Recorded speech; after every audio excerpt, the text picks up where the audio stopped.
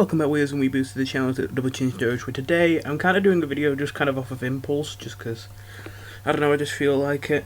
It's not very planned out, it's just going to be me talking about cards from the new Hearthstone set, Scholomance Academy, which might seem a bit weird to some of you, because I don't remember if I specifically said it, but I quit Hearthstone back in Saviors of All Doom. Well, just before that released, I finally quit. I started playing during Ungoro, and I kind of felt like I kept trying to get into it for too long. I think that overall, as a free-to-play game, or even just to spend a little bit of money card game, it is one of the worst ones out there. But at the same time, I've got to say that the card designs themselves do actually interest me. My only problem with it is, of course, since it's one of the more mainstream card games, sometimes they will simplify designs and dumb designs down on purpose just to keep the text to a certain, small amount, so that people who are new to card games aren't driven away, and of course I don't like that. But aside that, I do actually very much appreciate the card designs, so although I'm completely done with Hearthstone, at the same time I almost always find myself coming back every set, not to play the game again, but just to see what the new cards are. And I must admit, I can't. There are some Hearthstone YouTubers who I think can make some very good content, and I can't bring myself to stop watching them. So yeah, anyway, basically what I'm going to be doing is I'm going to be talking about how good I expected cards to be from this set, and how good they seem to have turned out. Now, of course, the meta hasn't fully settled yet, but of course it's not like this is day one. There are some pretty clear ideas about what's good and what's bad. I will add that I haven't bothered to literally go onto Hearthstone tier list websites to check, but I definitely know that Druid, Guardian Animals Druid is tier 1 and all that. And I know I don't know if it's still tier 1, but I know that Paladin's Paladin was surprisingly high tier, although that might have been just because it was a very easy deck to make at the start of the expansion and optimize. But yeah, so we're going to go through all these cards, and I will admit, yeah, you're going to have to kind of trust me a bit when I say this is what I thought of this card. I did think about, before the set released, making a video on this, but again, I didn't really think I'd be making a video on Hearthstone ever again. And you know, as I say, this video was kind of impulsive, but obviously I don't have much to gain to say if I say like that, from lying about this kind of stuff. And you're gonna see, I'm not gonna say that I was right about every single card. But yeah, I must admit, I do find it very fun looking at Hearthstone cards and predicting how good they're going to be. And I feel like I've gotten pretty good at it recently. I say recently, the past few sets I feel like I've been pretty accurate and I've been pretty happy with myself. So maybe I will make this a thing, even though I don't play Hearthstone anymore and I don't plan to ever play it again. Maybe I'll still come back every new set just to review the cards that are around. And give my predictions, because if I can get better at predicting these, it might actually be a weird situation of, even though I don't play Hearthstone that much at all, I still might be able to give some very good predictions. So anyway, I'm literally just going to go in the order that it pops up on this website, which I must admit, this is a pretty good website. I did not expect their website to kind of be presented this well. This looks just like the game. But yeah, Demon Companion. So, for any of you who are completely uninformed on this new Hearthstone set, it has a couple new gimmicks. The main two ones are Spell Burst, which is a new keyword, which is basically whenever you cast a spell while you have this minion on the board, it does this, and it only does it once, so it doesn't do it multiple times, it just does it once and then it's done. And the other one is Dual Class cards. So there are some cards now that belong in two different classes, which is why this card is half dark green and half light green. This is for both Demon Hunter and Hunter. So yeah, this is basically Beast Companion for Hunter, which for the few people there who are watching this who don't play Hearthstone is a 3-cost card that will summon either a unit with 4 attack and 4 health and taunt, a unit with 4 attack and 2 health and charge, so it can attack instantly. Taunt is that you have to attack it first before anything else. Or it will summon a minion with 2 attack and 4 health that gives all your other minions +1 attack. This card is the same, except it costs 1 instead of 3, and all the different options have half the stats, and instead of being beasts, they're demons. So you can get a 2-1 charge which can attack instantly, a 1-2 that gives your other units +1 attack, or a 2-2 with taunt. I thought this card was going to be about 4 stars, and this is one of the ones that we have less conclusive results on yet. I'm not quite sure if this card is really good or not. It definitely seems playable, but at the moment it looks like it's more gravitating towards 3 stars. I mostly just thought, well, all those options are good. People are playing 1/2/2s in aggro decks, and obviously this is made for an aggressive deck. So a 1/2/2 taunt is fine. I think a 1/1/2 that gives your other units +1 attack is actually really good. Like, I feel like people might underrate that. I'm not sure. I haven't really heard people specifically say that that's bad, but I haven't heard anyone talking about it. And I think that it's kind of the opposite of Animal Companion, where with Animal Companion, getting Leok, the one that gives your other minions +1 attack, is usually pretty bad. I think getting the Leok version, the demon version of Leok off of this, is actually pretty good. I think it might be the best option. And of course, a 1/2/1 charge is just good. I mean, it's South Sea Deckhand, except it's a demon instead of a pirate, and you don't have to have a weapon for it to have charge. Then there's Double Jump, which I thought would probably be about 3 stars. I must admit I haven't seen too much Demon Hunter around, so I can't really say for sure if this is the case, but it seems like it's more 2-star. It feels like very few people are running this card. I definitely knew this wasn't crazy or anything, but you know, 1 mana draw a card always seems decent, and if you don't know the synergy here, Outcast, well, it says right there, is the Outcast cards have a bonus if they are the rightmost or leftmost card in your hand when you play them. And of course, if you've just drawn one off of this, then it's going to be the rightmost card in your hand. So basically what this means is, not only do you get to draw an Outcast card for 1, but on top of that, you'll guarantee that you'll be able to get its Outcast straight away. This is basically 1 mana, get an Outcast card on your deck and get its Outcast effect for definite, instead of it being up to, oh, well, if I draw it at the wrong time, maybe I can't do it, and then maybe I have to wait for it to get to the leftmost part of my hand, but then I have to play all the cards in between there, you know. And that's why I thought this card might be actually pretty good, even though it's just a 1 mana draw 1. And also, 1 mana draw 1s do thin the deck quite nicely. You know, 1 more mana draw 1 isn't that bad. You just have to have enough Outcast cards that it doesn't become a dead card. So yeah.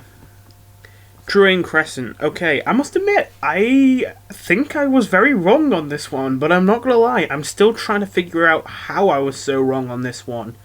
So, this, as you can see, is a 1/1/4 weapon, so you get to deal 1 damage 4 times, and after you attack a minion, you have every single one of your other minions attack that minion too.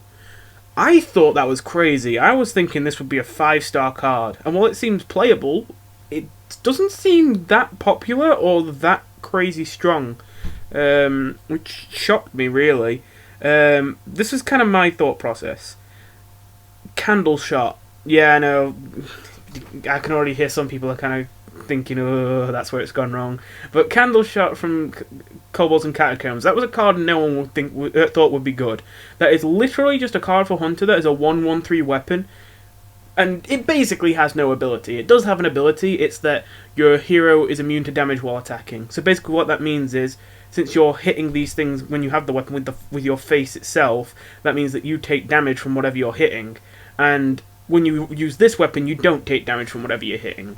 The thing is, I don't think the ability of Candle Shot mattered at all, because you're Hunter. You're the one killing them as fast as possible. You don't care about your health unless it's 0.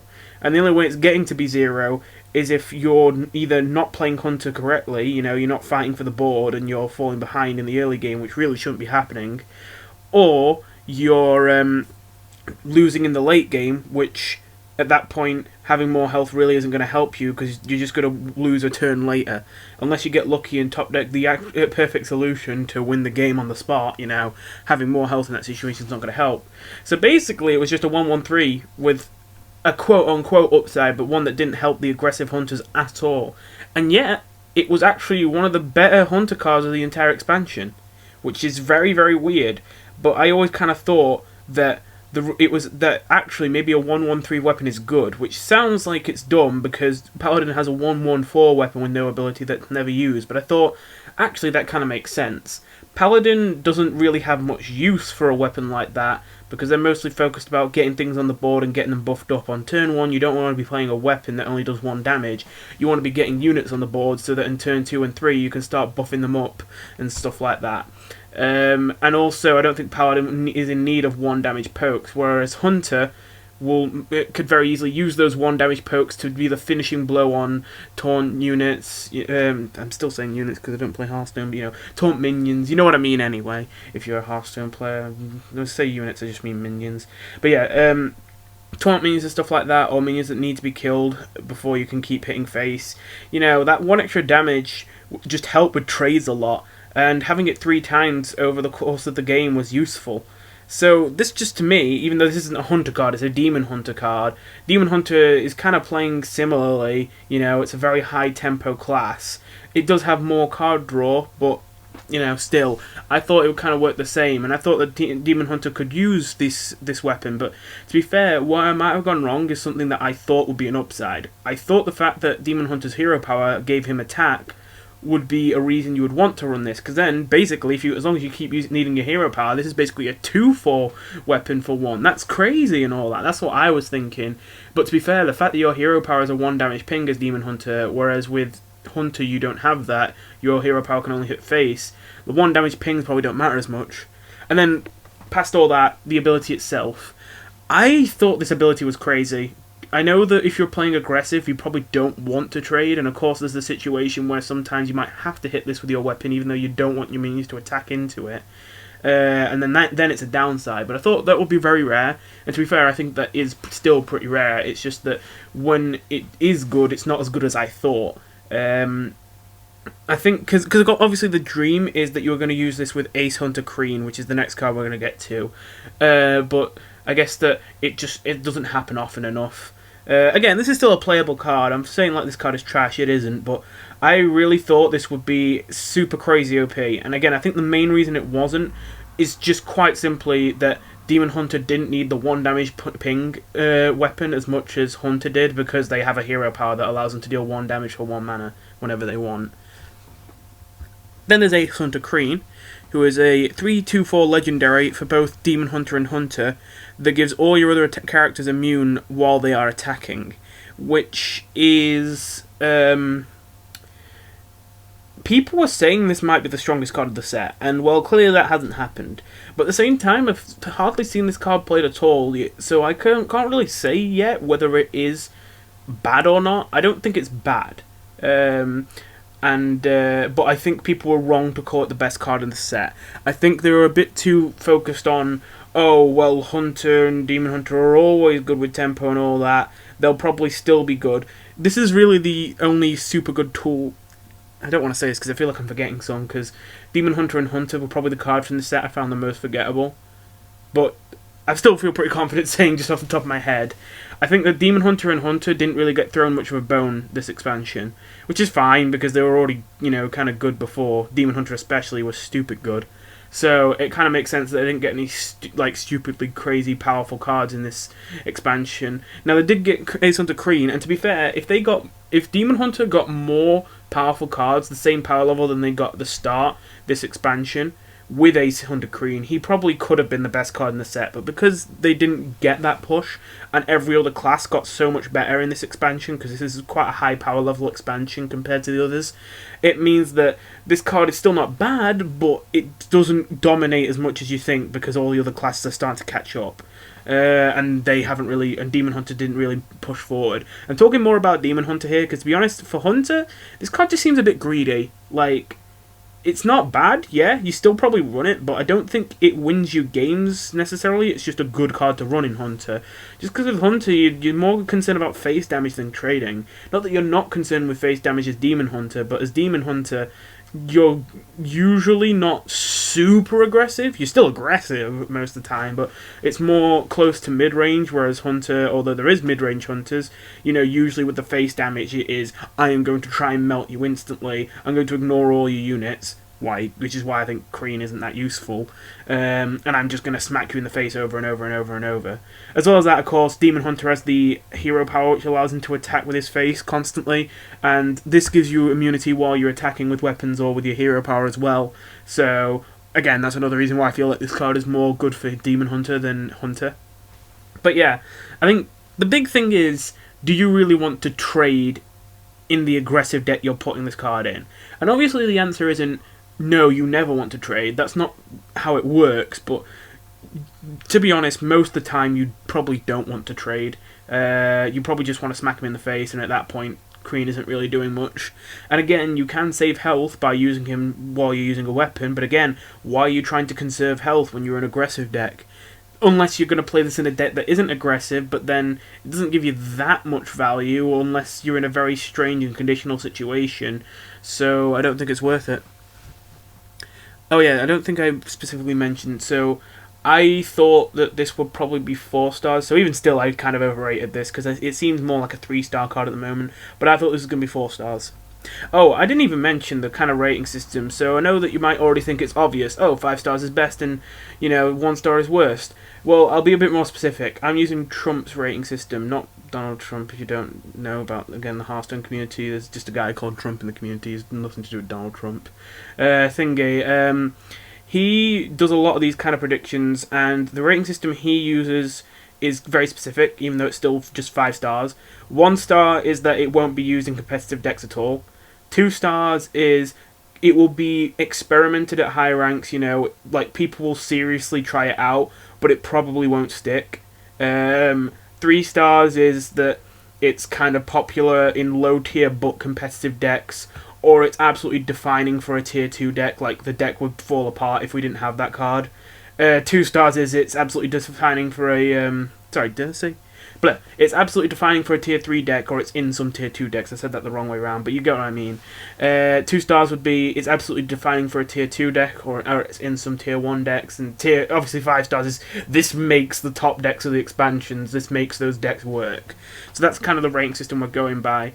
I'm thinking I might change mine personally a little bit to have a bit more range for the experimental cards that may or may not be played without necessarily placing them in a tier. And then having a 0 star for cards that I think just don't make sense at all, that would never have any chance. Because Trump sometimes rates cards that seem pretty good 1 star just because they don't have a deck they make sense in yet. And I feel like there should be a 0 star category to separate the 1 star cards that are 1 star but have potential to be much better in future, and the 1 star cards that are actually just never going to be good.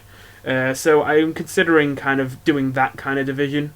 In fact, yeah, I might do that. Like, quite literally just Trump's rating system, except if I think it's not only bad now, but never going to be good, then 0 stars. Anyway, Mage Hunter. So, turns out this card was a pretty overrated card, although it became so overrated that I started to kind of underrate it. It is 3/2/3 with Rush, which means it can attack immediately, but it can't hit you in the face, it can only hit your minions on the first turn. And whenever it attacks a minion, it silences it, removing all its abilities and all the buffs it's been given. So, people were saying, some people were apparently saying that this card is busted and maybe the best Demon Hunter card of the expansion. I don't know where that came from, but apparently people were thinking that. Again, bit weird. I must admit I did underrate this. I thought that this was trash. I was leaning on 2 stars, but honestly, I think if you force me to make a decision without the hindsight I have now the expansions come out, I probably would say this card is 1 star. Now, to be fair, it's not that bad. It's somewhere in between 2 stars and 3 stars. But, okay, so here's the thing. You have to kind of think about what is this card actually going to be on average. This is usually going to be like silence a minion and deal 2 damage, and then this minion will probably die. It will probably die on the first attack. So if that is the case, then this is quite literally 3 mana to deal 2 damage and silence something. And you might think, oh, well, dealing 2 damage and silence something for 3, that sounds reasonable. Well, just keep in mind that Earthshock is dealing 1 damage to something and silence it, and that only costs 1. Honestly, I think silencing something and deal 2 damage to it, even as a 2-cost card, probably would be a little bit weak. And as a 3-cost card, doesn't seem very good to me at all. Now, of course, there is the situation where maybe you hit something that's smaller than this, that doesn't have 3 attack or more, and then not only do you get the silence and the 2 damage, but you also get a body that lives afterwards, and could even get another silence off. Yeah, that could happen, but, how many things are you going to need to silence that have 2 attack or less? Not many, really. Even at that point, you could still say you're getting a lot of bundle value and all that, but say you attack into a 2/2, you can almost guarantee that 2/2 does not have a relevant ability. So you essentially can just knock the silence off the list, because the silence isn't doing anything. You're now playing a 3/2/2, it's a 3/2/3, except it's a 2/1 because it took 2 damage and it dealt 2 damage. So a 3/2/1 deal 2 damage. Oh, that's decent. That's literally Spring Rocket, but without the mech tag. And Spring Rocket sucks. So you kind of get where I'm going with this. To be fair, actually, it is a little bit better than Spring Rocket, because again, the body that's alive can still silence another thing if it lives, but it's got 1 health. Unless your opponent has nothing on the board and no deal 1 damage hero power, it's gonna die. So yeah, that is kind of my logic. Again, I think I did go a little bit overboard with underrating it. This is the thing. It's turned out to be playable, which is more than I expected, but I feel like part of the reason why it's playable is just because Libra and Paladin was good. Because this murders Libra and Paladin. You get 1/1s that become 9/9s, and then this knocks them back down to 1/1s and hits them, and you still got a 2/2 around that they've got to kill. That is pretty good. But, again, like, what other decks is this countering? I suppose it might be decent against Big Warrior. You know, you can silence their Rattlegore. Actually, it's not even that good against Big Warrior, because doesn't do anything against Deathwing. It doesn't do... I mean, it does something against the bully. I've forgotten the name of it, but the one that's the Troublemaker. It does something against that unit, but again, not much. It's still got a 6/8 body to deal with. That's probably already summoned 2 3/3s. And then if you're running what if you're running into like Kargath? Well, okay, you've stopped him from getting a Kargath in your deck. Unless you're going to go on to Fatigue, that probably doesn't matter. And you're not going to go on to Fatigue because you're a Demon Hunter playing a 3-cost card. You're probably mid-range or aggressive, so yeah. I really don't think this card is very good. I think that 2-star, it'll probably end up 2 stars, even though it probably seems closer to 3 stars now, because again, I think the main reason it's good now is because it counters Libra and Paladin, but then that's very specific. And on top of that, I think that Libra and Paladin will probably fall off. I'm just thinking that Libra and Paladin I feel like it's still going to be good. It's still going to be a meta deck. But, as I said, it was tier 1 at first, and I think that's just because it's a very easy deck to make and optimize at the start of the expansion. And also just generally a pretty easy deck to play. That's no disrespect, because I still think the deck is kind of cool. But, you know, it has the kind of features that makes it so that it's not a deck that we have to remake over and over and over and over to get it right and make the best version. So it only makes sense that it would be the one that got the biggest kind of boost at the start of the expansion. I think it'll probably fall to tier 2. Maybe tier 3, but that might actually be a bit far to say. Then there's Shards Chatter Mystic. So this is actually using something that a mechanic from this set that hasn't showed up really yet. Basically, there are a multitude of cards that both Demon Hunter and Warlock got in this set that shuffle these things called Soul Fragments into your deck. Soul Fragments are 0-cost spells that cast instantly when you draw them and draw another card in its place, and they give you 2 health. That's all they do. That's very weak, wouldn't be worth it, but then to make it worth it, they've made a bunch of cards that will destroy Soul Fragments in your deck for a big upside. And this is probably the biggest one out of those. 3/3/2, Battlecry, destroy a Soul Fragment in your deck to deal 3 damage to all other minions. So yeah, that's pretty powerful. If you remember in Kobolds and Catacombs, we got that one priest card, that 4/3/3 dragon that deals 3 damage to all of the minions if you're holding a dragon, and that was crazy busted. I remember getting that card, and it absolutely carried me through Kobolds and Catacombs. It was ridiculously good, even though I didn't have many dragons at all. Just dealing 3 damage to all minions on the board, except the one that dealing 3 damage to all minions on the board is probably worth 4 mana already. And then also getting a 3/3 on top of that, that's probably worth another 2 mana, and then plus bundle value, that's like 6 mana worth of value. 7 mana worth of value with the bundle value, so yeah, that's crazy. It puts you ahead on the board and it resets it all, and then the opponent is playing from behind. This card is basically that card, except it costs 1 less for 1 less health, but it's got a slightly more difficult condition, or easier depending on the circumstances.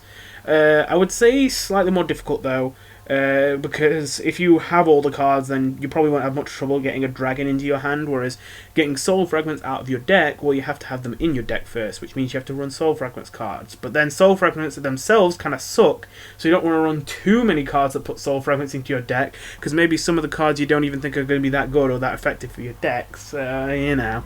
So it's a little bit harder to do, but I think this card is overall, it's of a high power level. The only reason this card isn't super great in my eyes, and why I kind of thought it'd be a 4-star card, and I might have been right. Again, I'm not really sure if this would be 4 or 3 stars, but yeah, before the set came out, I definitely considered it 4 stars, and it's mostly just because Soul Fragments just seems good enough, but nothing unfair enough to, you know, take over the meta or anything. Glide. Okay, this one I was very wrong about. I thought this would be a 5-star card, and I have hardly seen anyone playing it. Now, it might still turn out to be a sleeper OP card that people just haven't played enough with yet, but so far, I've kind of been shocked by how rarely this has been played. Because I know that most Demon Hunters are aggressive or mid-range, so I thought a 4-cost card that shuffles your hand into your deck and draws 4 cards, even if you don't get the outcast bonus of forcing your opponent to do the same, seemed pretty good. It's going to be a 4-cost draw 4 on a decent amount of circumstances, and a 4-cost draw 3 as well on another few. You basically just need to empty your hand, and yeah, I thought Demon Hunters could probably do that.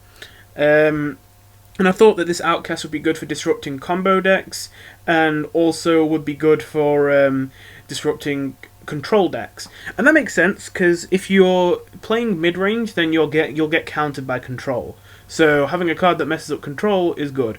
However, I didn't really consider before that countering combo, the other application of this, isn't actually that valuable, since that would only be very valuable if you were control yourself, since combo counters control.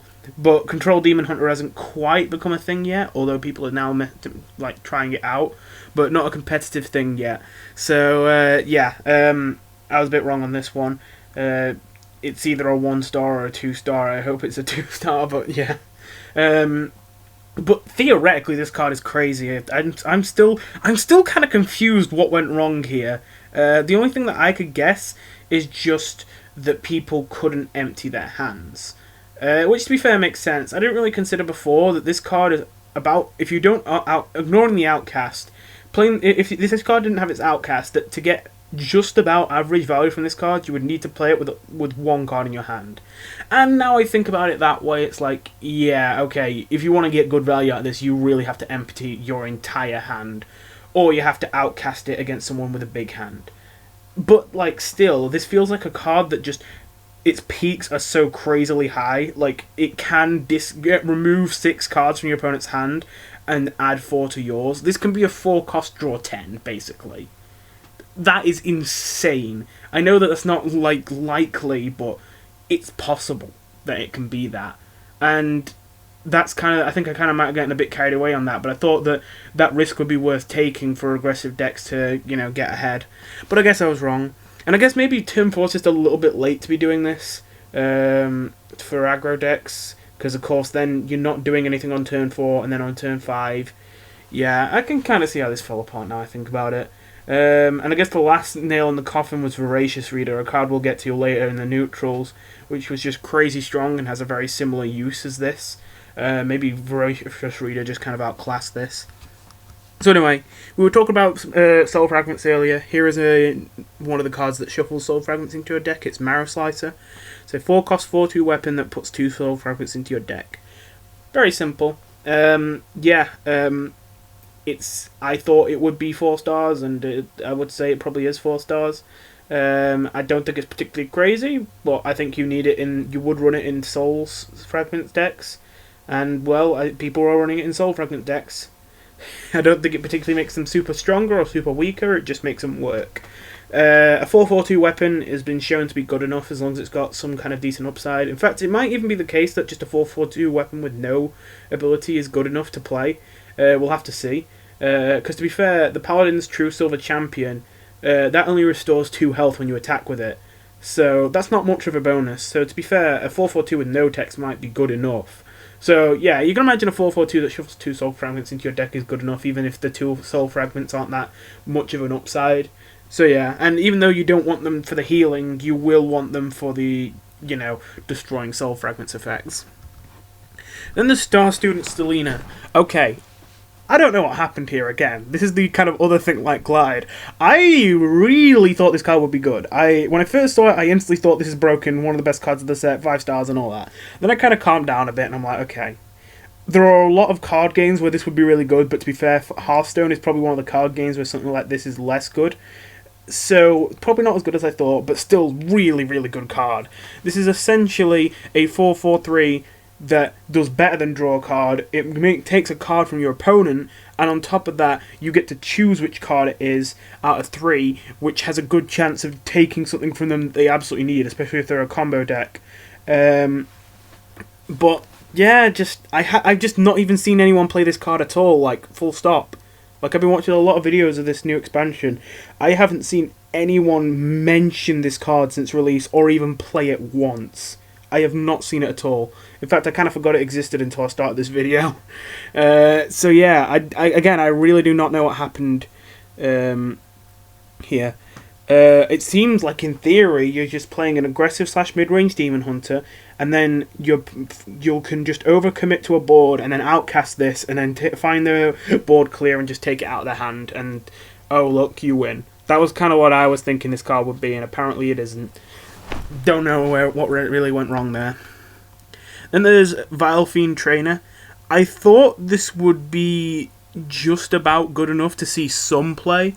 Like 3 stars. I know that sounds like a 2-star thing, but like, I thought that some low tier version of an aggressive Demon Hunter would probably want this. Maybe one of the more token based ones. But yeah, apparently it's just not even good enough for that. It's just a 1-star card. It's just not being played at all. In theory, it's a 4-mana 7/6. And while I don't think a 4-mana 7/6 is that crazy when it's conditional, this is a really easy condition. Like, Outcast is not that hard to achieve, especially if you've got a small hand, which, you know, these aggressive Demon Hunters are always trying to empty their hands, so yeah, you'll usually have a small hand, and you'll usually be able to outcast this. So that's kind of what made me think this may be good. Even though it's only a 4/7/6, even in the best situations, I thought it's very easy to get the best situations. And there are a decent amount of cards that haven't really taken off yet, but seem to have a lot of potential in Demon Hunter that work with tokens. And this obviously summoned 3 bodies worth, so, you know, maybe it's good. Nah, it just didn't turn out that way. Oh, I forgot. I thought this was just a Hunter card. Apparently it's both Demon Hunter and Hunter. Blood Herald. Okay, this is easily the worst card of the set. There are 2 cards in this set that I can think of off the top of my head, which are so unspeakably terrible. I don't even understand how they're supposed to be good, and this is one of them. Yeah, whenever a friendly minion dies while this is in your hand, gain +1/+1. Now, I know what some of you may be thinking. Some of you may be thinking, well, you could make that absolutely massive, it can't be that bad. I remember back in the old days when I used to think that Blubber Baron was probably a card people were sleeping on. I remember seeing it in the collection and just like, why have I never seen this card before?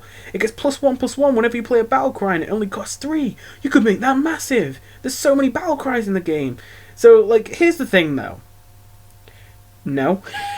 Stats do not matter. Like, they hardly matter at all if they are on a body with no abilities. Stats hardly matter in the late game unless they are cheap, like really cheap, and very, very big.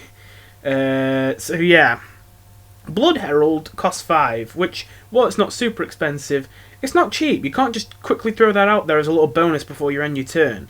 And you would have to put in a lot of work to make it big. And then, yeah, maybe you would have a 5/13/13 or something. But here's the thing, would you be playing that on turn 5?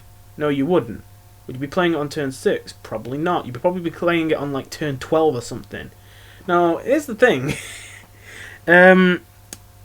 Stats really, like, okay, stats matter a lot on turn 1. They matter quite a bit on turn 2 and turn 3. Turn 4 starts to not matter as much. Turn 5, yeah, if you got some big stuff, like big stuff, it might still matter. Turn 6, oh boy, they basically do not matter at all anymore. It's all about abilities now. Turn 7, oh, it's a lost cause. You get the point. So the fact that this just gets stats, it starts so small, it's so expensive for its effect, and it just takes so much work, just means I do not understand how this is ever good anywhere. So yeah, that's that. Soulshard Lapidary. I guess I kind of underrated this one, even though my rating for it is technically still correct because of the way that the star rating works. I thought this was a 4-star card, and I think it is basically still a 4-star card. I think it's still like, you know, tier 2 kind of ish, you know, Soul Fragment stuff, because it goes into the Soul Fragments decks, and Soul Fragments decks I think are around tier 2, tier 3. Soulshard Lapidary, I thought this was I thought that personally this would be the stronger one out of these two, and this would be the weaker one out of these, like, Soul Fragment, like, synergy ones. What this one does is a 5/5/5 that destroys a Soul Fragment in your deck to give your hero +5 attack that turn. Now, I did kind of think to myself, whoa, that's a 5/5/5, deal 5 damage at first, but then I thought, okay, but it's not as good as deal 5 damage because you have to attack with your hero, which means that not only are you taking damage from the minion you're hitting, but on top of that you're affected by taunt and things like that, so it's not really good for ending games like by hitting people in the face. I mean, you can do it like that, but, you know, it's not as effective as just direct damage. And then on top of that, I remembered Cumulo Maximus. I don't even remember what set he's from now, but Cumulo Maximus was a card for Shaman, which was a 5/5/5, which dealt 5 damage, and the only condition was you needed overloaded mana crystals, which is really easy in Shaman. The whole gimmick is they have loads of overload cards that are competitive and all that. So everyone thought that card was going to be crazy, and then it just turned out that it was just awkward enough to get the overload when you needed it, and on top of that, the 5 damage was just not quite enough, that actually the card was pretty bad overall, which was shocking, really. So I was kind of thinking, this isn't going to be another Cumulo Maximus. It's still going to fit in the Soulshard deck because you're going to run it just because you will have Soul Shards in your deck and you want to run this deck. But, like, I thought this would be one of the most cuttable Soulshard kind of deck cards. But, yeah, apparently I was wrong. Apparently it is actually one of the better ones. At least, technically, my rating is still right, because, I mean, it was still in the deck I thought it would be, and the Soulshard deck was about as good as I expected. Cycle of Hatred. Deal 3 damage... Oh, I forgot about this one. Deal 3 damage to all minions, summon a 3/3 spirit for every minion killed. Okay, so, I must admit, this is one that I think... It's been so long since I've seen this one, I actually don't really remember. I remember what I thought about it, but I don't remember if I really ever kind of had a star rating in mind. I might not have, but I'll kind of tell you what I thought of it at first. I thought at first that this seemed crazy. This seemed really, really good. And you might think, what, really? Deal 3 damage to all minions? I mean, you do get the bonus of a 3/3 for every minion killed, but, like, come on, 7 for deal 3 to all. But here's the thing. Things that completely wipe the board, and on top of that, then put stuff on the board before your opponent can even do anything, tend to be pretty good, because then your opponent is forced to play from behind. They have to try and develop to the board or, you know, destroy your stuff while they have nothing on theirs, which is a lot more difficult and usually requires them using more mana and cards to be able to achieve what they want. So that was kind of what I was thinking here, is that you would run this in a controlled Demon Hunter, and that you would be able to wipe boards and then suddenly put loads of 3/3s on your side of the board and basically put your opponent into a situation where they have to use one of their best cards, a combination of cards that will, like, almost empty their hand, use a lot of mana that they probably don't have and probably losing stuff like Overload to be able to deal with. Basically, either they die or this takes loads out of them, I was thinking. And that, I think, is still theoretically true, but I think the problem is just that Demon Hunter control just doesn't exist. And to be fair, I was kind of aware that would be a problem for this card then, but I wasn't sure how much of a problem. And I was thinking, is this card just good enough to make Control Demon Hunter work? Because the thing with Control Demon Hunter isn't even that it's a bad idea. Demon Hunter has some really good big cards. Like, Pit Commander is actually a crazy card. It's just that he doesn't have the support he needs. And this, I think, might be a bit of a crazy card. It just doesn't have the support it needs. So, yeah, I feel like there is something here, and that in future sets we might see a Control Demon Hunter that actually works really, really well. In fact, I kind of expect this to be one of those things where it's a joke for a while, and then suddenly one expansion, it just comes in hot, it's suddenly tier 1. Like, they just get that last piece they need for it to work, and suddenly it's just crazy good. I'm kind of expecting that's going to happen next expansion, or the expansion after, or something. So yeah, But this isn't that expansion, and yeah, this ends up being a 1-star card. I probably would have said it would be either 2 or 3 stars before. Fell Guardians. Okay, this is actually, I forgot about this one. This is one of the worst cards from the expansion. For 7, you summon 3 1/2 demons with Taunt, and it costs 1 less whenever a friendly minion dies. So here's the thing. You can make this very cheap pretty easily. You know, it's not that hard. I actually don't know if this card counts all the deaths across the whole game, or if it's just while it's in your hand. But it doesn't specify while it's in your hand, so I'm going to guess deaths across the whole game. So yeah, it's pretty easy to make this pretty cheap. Here's the thing though. Even after all that time, what are you getting? You're getting 3/6 worth of taunt in stats. It's not that crazy, to be honest. I mean, if it costs 0 mana all the time, maybe it's crazy. But I don't think you can reliably do that. And, yeah, this could really just use with a small bit of extra stats. It's just, even if you make this complete, even as a 0 mana card, like, yes, it's strong, it's definitely playable, a 0 mana 3/6 worth of taunt, but I wouldn't even say it's that crazy still. And to be honest, it depends from situation to situation, and usually I don't bring it up because usually it doesn't matter much. But I think this is one of those cards where having its stat split across multiple bodies actually makes it worse. Because I think that this would mostly be good against decks with kind of big things that would, you know, you would need these small taunts to protect you from.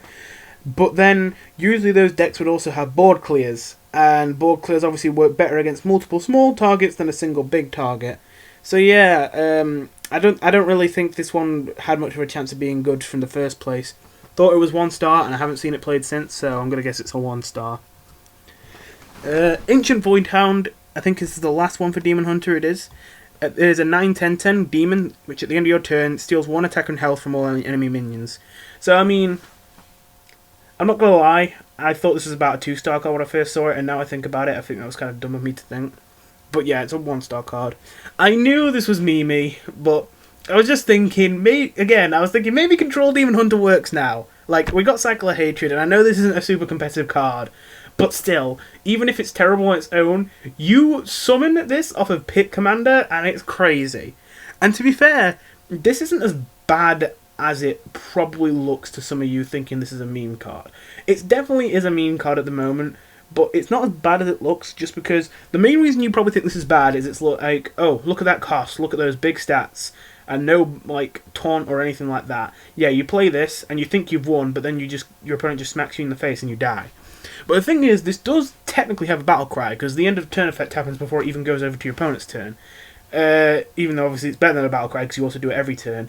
But this is dealing 1 damage, quote unquote, to every single enemy minion, which is decent. I mean, if you can get yourself in a situation where the only threats on the board have 1 health, and then slam this down, then it's not only a massive 9-drop that could win you the game, but one that now has removed the risk of they just smack you in the face and they have the burn to be able to kill you on the spot, which is usually the big problem with high-cost cards that technically are crazy amounts of value packed into them, but usually in practice don't usually work. Stuff like Emeris.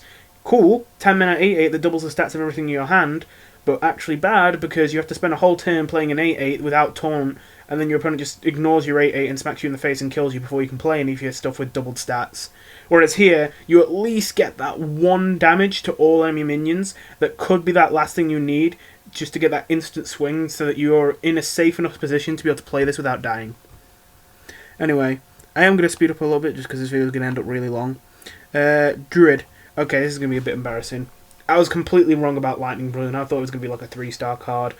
I was playing when before Innovate was nerfed, and I was just so used to that climate, I didn't even really think that Innovate was that overpowered. Like, I did think it was fair to nerf it, but I didn't think it was that much of a problem. And now this card is making me kind of realize, oh yeah, actually, I didn't really think about it before, but man, Innovate was a problem.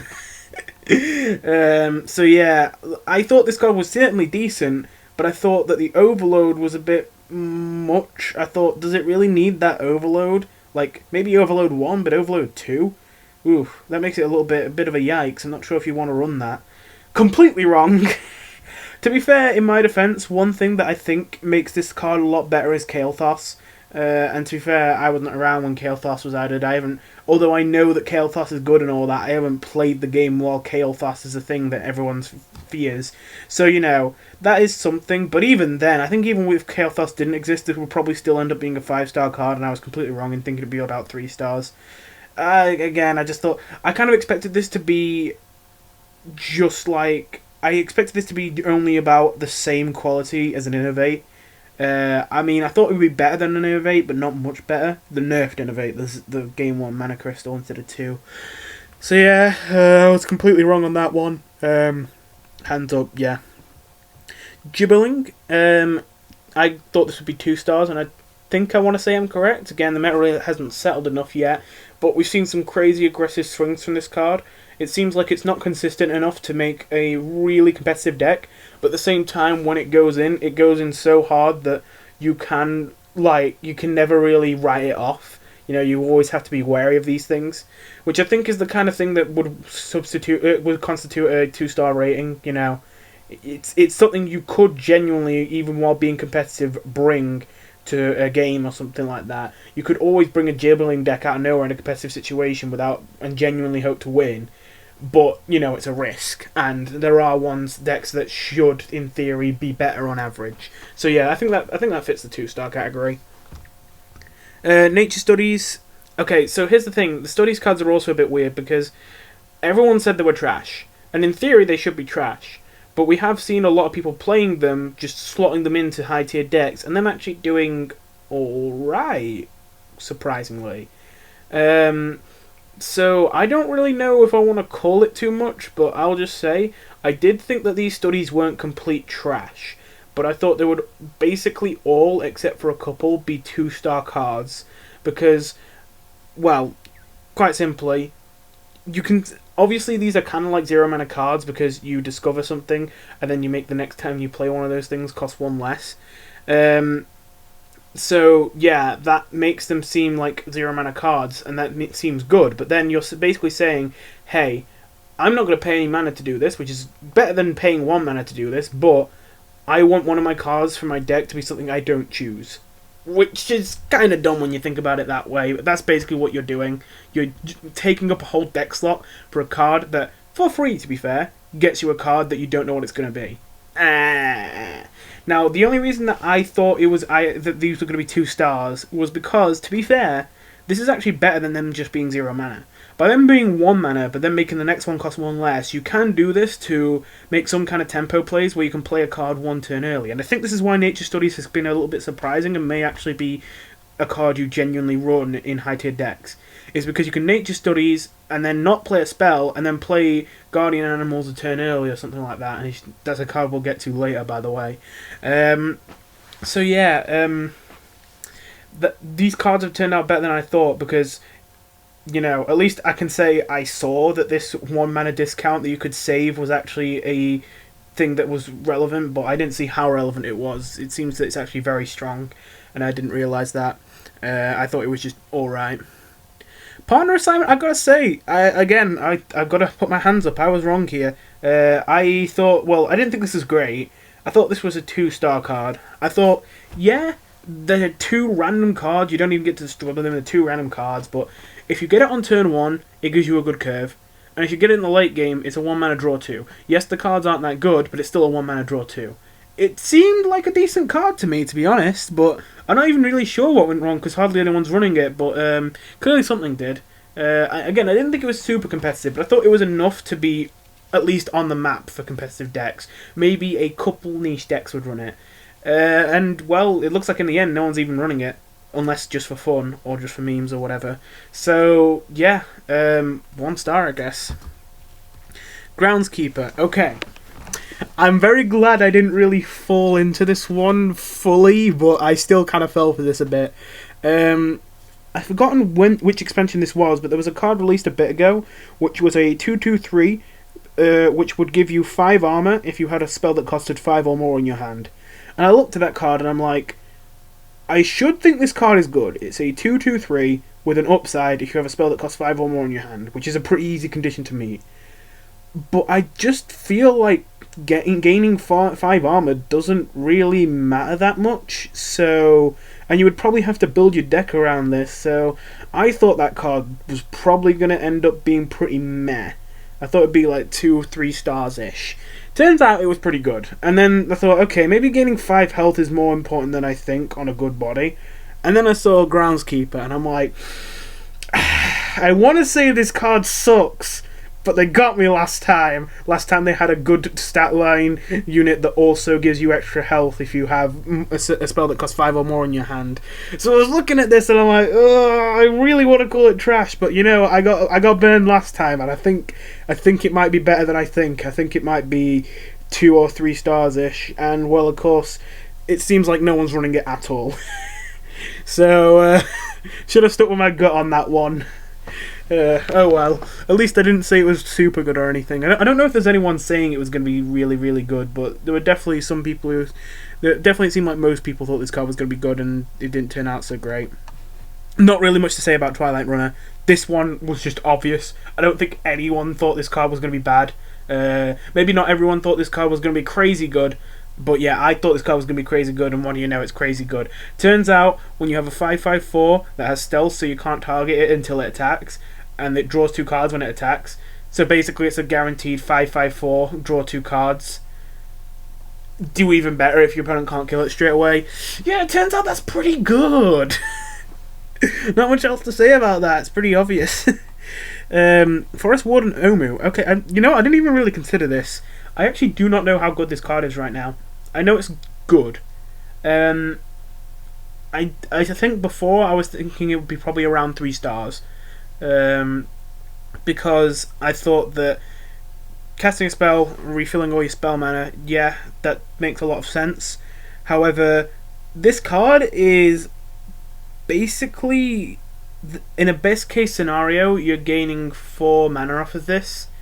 That's just assuming that you have a 0 mana spell to play with this on turn 10.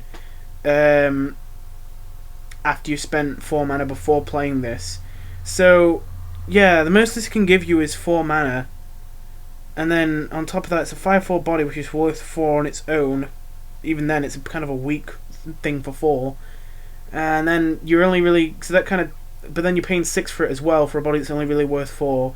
So then that takes 2 mana off, and I thought, okay, in the end, this card is really only giving you 2 mana profit, quote unquote. I mean, in a best case scenario, and I was like, okay. So this card seems crazy, and it's definitely not bad, because it's almost impossible to have an effect like that and have it be completely bad, but I think that it was on the weaker end. Now, I think it seemed to be that I was a bit wrong about that. It seems to be that, I'm saying that I'm wrong about this stuff a lot more. To be fair, most of these things I'm not way off, I'm just a little bit off, but it seems like it's a little bit better than I thought, and more combos are possible than I thought. So yeah, this card ends up being about, I think it seems to be about 4 stars from what I've seen. I really don't want to sound like I'm pulling these like out of nowhere, but this is just kind of from what I've seen of people like kind of playing, and you know, not people just memeing around. I'm not just going off of that, but yeah. Runic Carvings is a 6-cost spell that is for Druid and Shaman. Oh yeah, by the way, this card was also for Druid and Shaman, and so was this. That either summons 4 2/2s, or you can give it Overload to summon them with Rush. Yeah, I don't think anyone thought this was going to be good, and so surprise, surprise, it's no good. To be fair, okay, I will add something. I thought this was actually going to be 2 stars at first, I'll have to admit that. I just thought it is a 6/8/8. Like, that's not crazy good, but that's good. That's not terrible. I thought that the Rush option was pretty bad, and I still think it is pretty bad. I think Overload 2 isn't worth giving them Rush, especially for a card that's so weak on its baseline already. And to be fair, I might be right about the 2-star thing, because Dexter was playing a... And to be fair, I didn't see this coming, but he was playing a Goru deck which ran this card, and that made these summon 4 3/3s, which of course is a lot of value. I kind of saw this similarly to like Aid of the Forest, which by the way is a card that everyone was saying was bad, and I correctly predicted that card would be good. So yeah, there's something there. that was I think that was the one thing that made me not rate this 1 star. Is I just saw its similarities to Aid of the Forest or Forest Aid. I don't remember well, you get the point. It was one of those. So yeah, and I thought obviously this with Gory makes it a lot better. And that deck seemed to be doing alright, but I don't know if that's actually like a serious deck on ladder at top ranks and all that, so I don't know if I can really say. And again, maybe it doesn't need to be for 2 stars, but you can kind of get where I'm coming from. It might be a 2-star card, but it's looking more like a 1 star, so I think I was wrong. Survival of the Fittest. So I was more right about this card than most people, but for the wrong reasons. From what I saw, most people were saying this card was going to be terrible, except for people who were kind of more new to Hearthstone and were just like, it does something big, that means it's good. So obviously they were right too, but for the wrong reasons. I thought that this would be about a 3-star card because I thought this was an amazing win condition, but I saw the problem that everyone else saw in this card, and that was it's a 10 mana spell that doesn't save your life or win you the game instantly, which means you have to spend a whole turn doing nothing. Yeah, that sucks. At turn 10. That can easily lose you a game.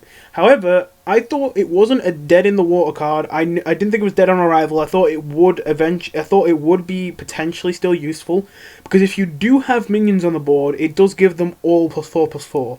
So all you would need is a deck that can realistically have a couple minions on the board when on turn 9, ready for turn 10 when you cast this.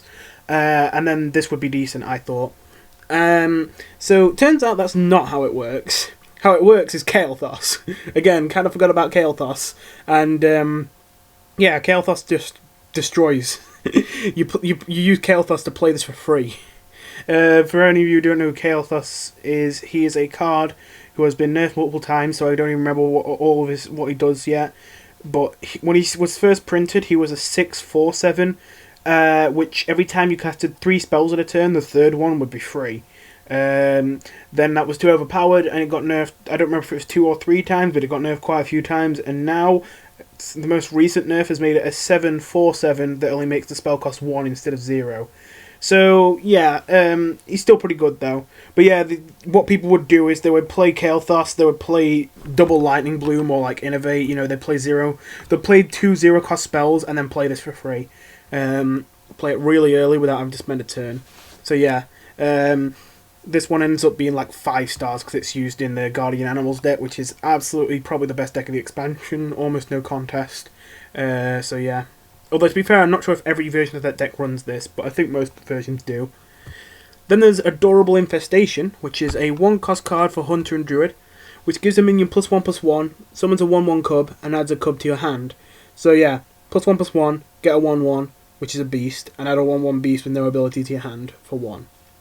So, yeah, when I first saw this, I definitely didn't think it was trash, but I didn't see too much potential in it.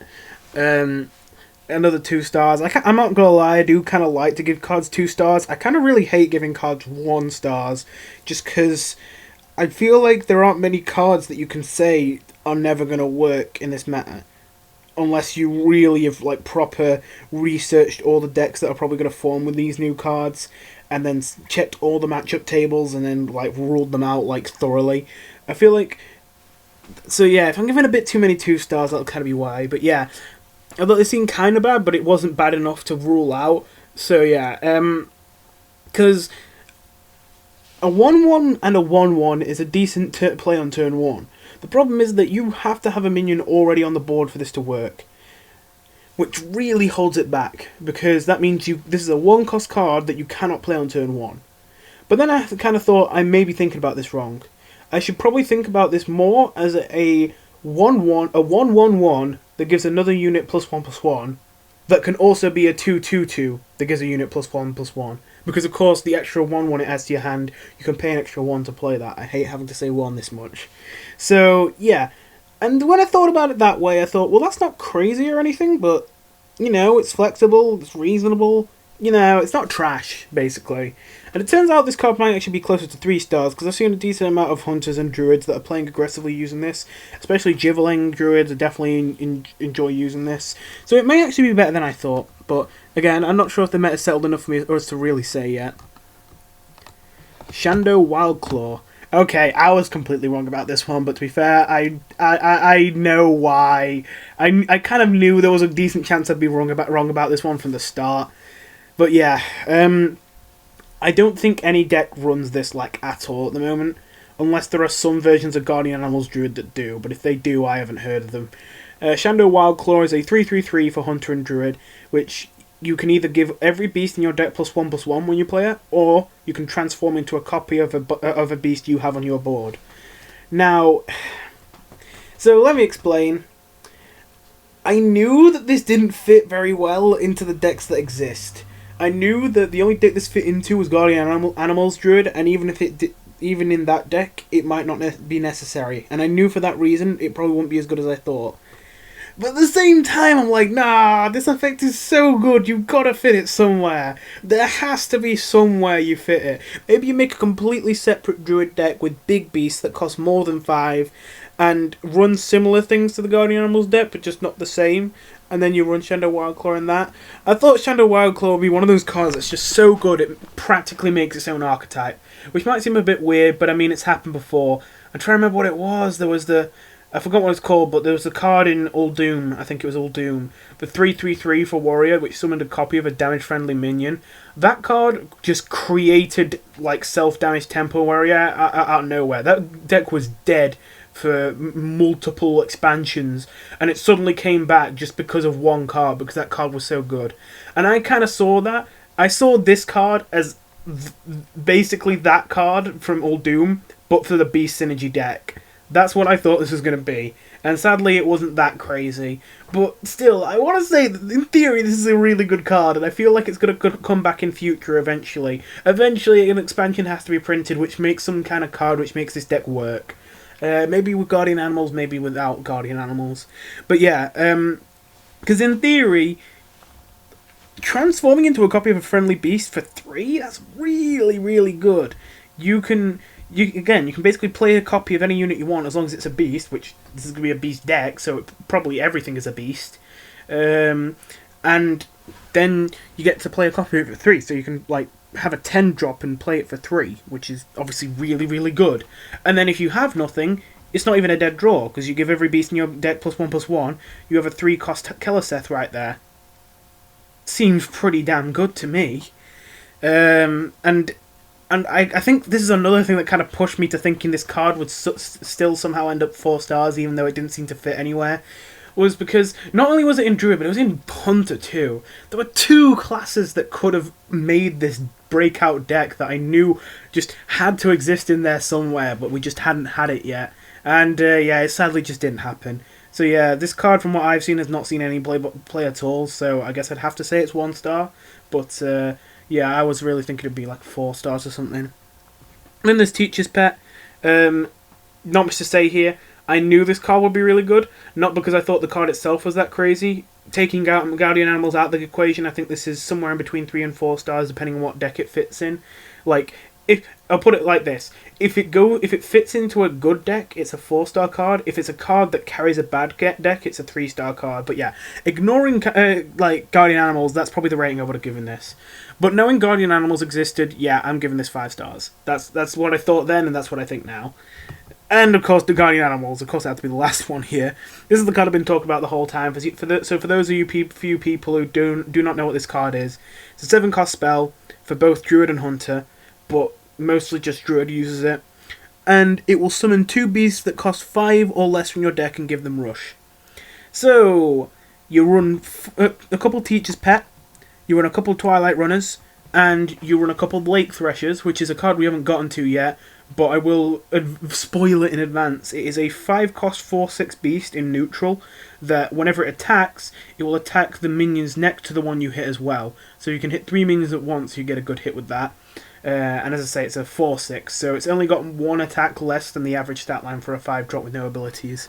So yeah, Guardian Animals is busted. And I actually did not realise this, but I was watching a video about underrated cards recently, and apparently this was very, very lowly rated by the community, which just blows me away. How did you guys not see this one coming? Like, you've seen what Mana Cheat can do. You've seen what bundle value does. Those are like the 2 best things you can have, and this is both of them together.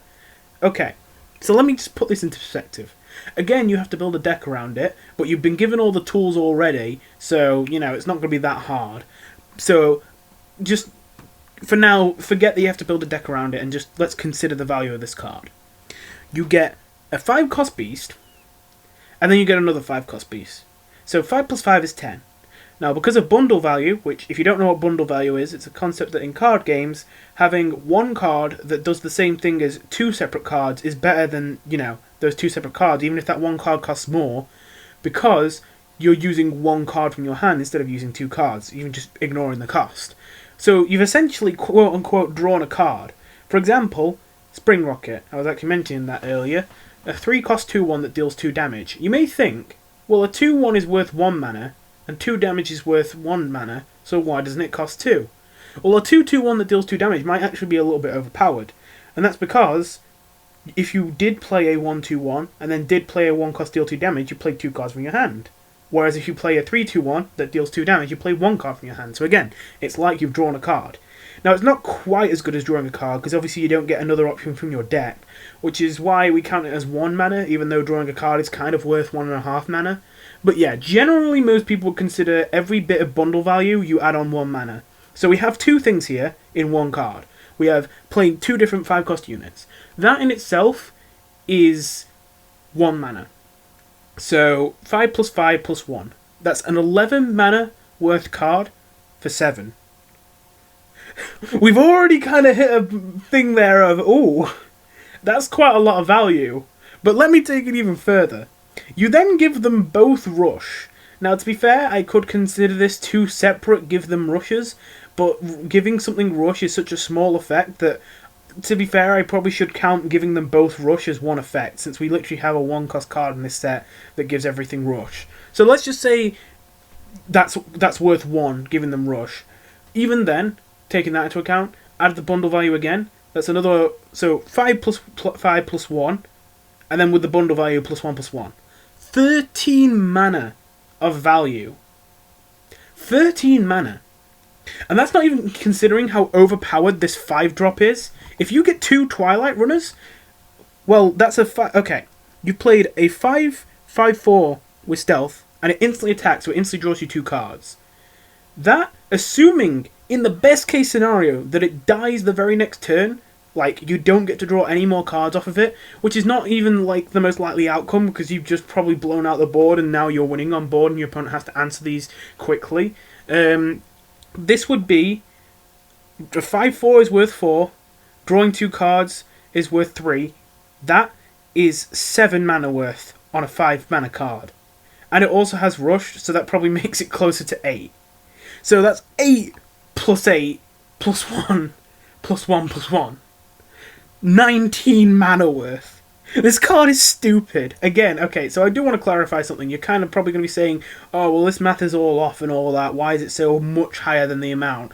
To be fair, every single card that's competitive is worth more mana than its cost. That's just how it works. The best cards in the game give you more value than they really should for the amount of mana they're worth. That's just how the game works. That's, of course, the cards that give you more mana worth of value for their cost are going to be the better cards. That's just the way it works. But still, usually it's like 1 or 2 mana more than the price you're playing. This, again, you can realistically get 19 mana worth of stuff out of a 7 mana card. And all you have to do is build your deck to contain 5 or 6 5-cost beasts, and no beast that costs less than 5. Which isn't really even a restriction, because there's no beast you want to run that costs less than 5 anyway, unless you wanted to sneak an owl in there or something, but I don't think that's really necessary.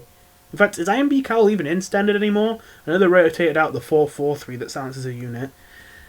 I think it is still in standard, but yeah. Hardly a setback, even the deck building restriction, a massive value, this card. And then that's not even taken into account. I honestly was, okay, this is even stupider sounding, but I was honestly considering giving Lightning Bloom 1 star, but the main reason I thought it was at least 3 stars back then, before I realised, okay, yeah, this is crazy, was that I knew that Lightning Bloom into Guardian Animals was going to be a stupidly powerful play, but I thought it was too high rolly. Turns out that's like half the games you have. Half the games you have, you just drop this behemoth of a card on turn 3. Or maybe you drop Kael'thas into it, Yeah, this is just here for me to say, haha, you stupid, to all the people who did not really expect this card to be good. I still do not understand how you did not expect this card to be good. Then there's Hunter, which thankfully, because we've gotten through these dual class ones, there's less to go through here. Carrion Studies, discover a Death Rattle minion, your next one costs 1 less. At first, I was a little bit leaning towards, ooh, Death Rattles. Death Rattles tend to be good and all that. But I was kind of realising, actually, what tools do you really have for Death Rattles anymore in Standard for Hunter? And also, you know, there's a lot of Death Rattle minions, and there's a lot of bad Death Rattle minions, so I think this might be the worst out of the studies, and I wasn't surprised by that. I said that I rated most of the studies 2 stars, but this is the one that I, from the get-go, thought, yeah, this is trash, 1 star. In fact, maybe even 0 stars. Nah, I couldn't say 0 stars, because one day, like, there could be a Death Rattle that if you play it a turn early by playing this and then not playing a Death Rattle until you play that one, it could still be good. But yeah, I knew this would definitely be one of the worst studies. Overwhelm. Deal 2 damage to a minion, deal 1 more damage for each beast you control. There was a moment where in my head I was thinking, this might be a pretty good card. You can easily have multiple beasts on the board, especially with Wolpertinger, the next card we're going to talk about.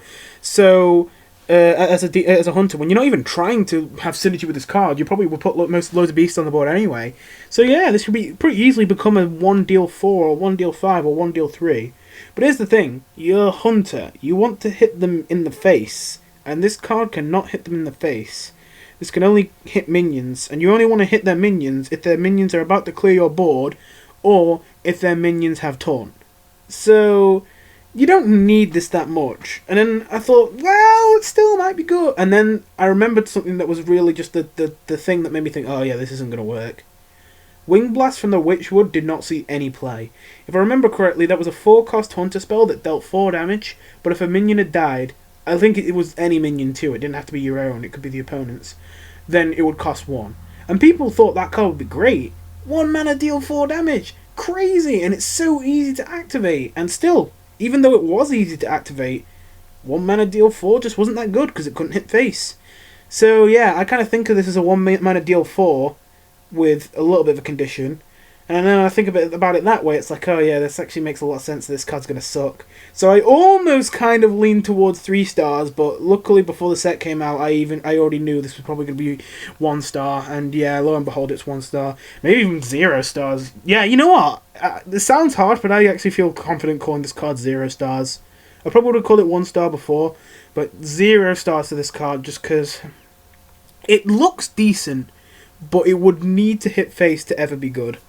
It doesn't make sense at all. If you're playing a hunter that actually cares about dealing damage to minions to control the board, then you probably don't have multiple beasts on the board to make this deal a reasonable amount of damage. And if you do have beasts on the board to deal a reasonable amount of damage, you probably want to hit them in the face and not in the minions. So yeah, I feel like this card is never really useful. Again, except against taunts, but it's too niche to really want to run this card in a deck just to deal with taunts. You may as well run the Black Knight at that point. Anyway, Wolpertinger, 1/1/1, Battlecry, so I'm going to copy of this. Yeah, a bit of a no-brainer. I thought 5 stars before the expansion. I don't know if it is still 5 stars, because I don't know if there is a Hunter deck that runs this that's super good.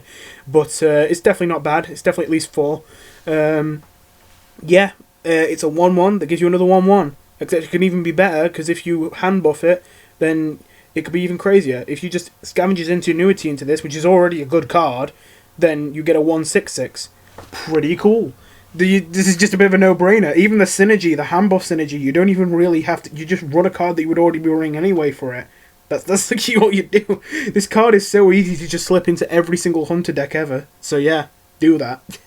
The only deck you won't put this in is if you made a Guardian Animals Hunter deck. Beside that, yeah, just put this in every Hunter deck. Then there's Bloated Python. So yeah, here's the thing. Same kind of thing with Carrion Studies. I thought for a second, you know what, that seems decent.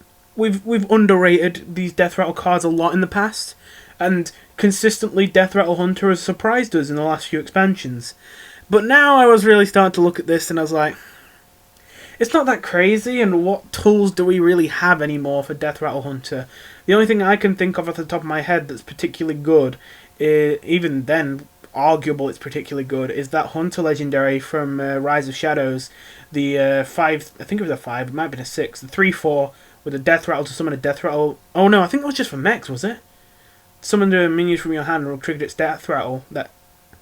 Yeah, that might have just been for the mech. So even that, man, I literally, I don't know how you make this deck work. Plain and simple. Professor Slate. Okay, so again, not seen anyone play this card yet, so I really cannot say.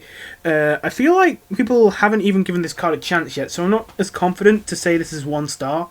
But yeah, I thought before the expansion came out, this would probably be 3 stars. I realised that this has absolutely no home. There's no deck yet that wants this. But at the same time, this card just seems crazy. Kind of similar to the one I was talking about already, Chando. I thought this card was so powerful it could kind of create its own archetype.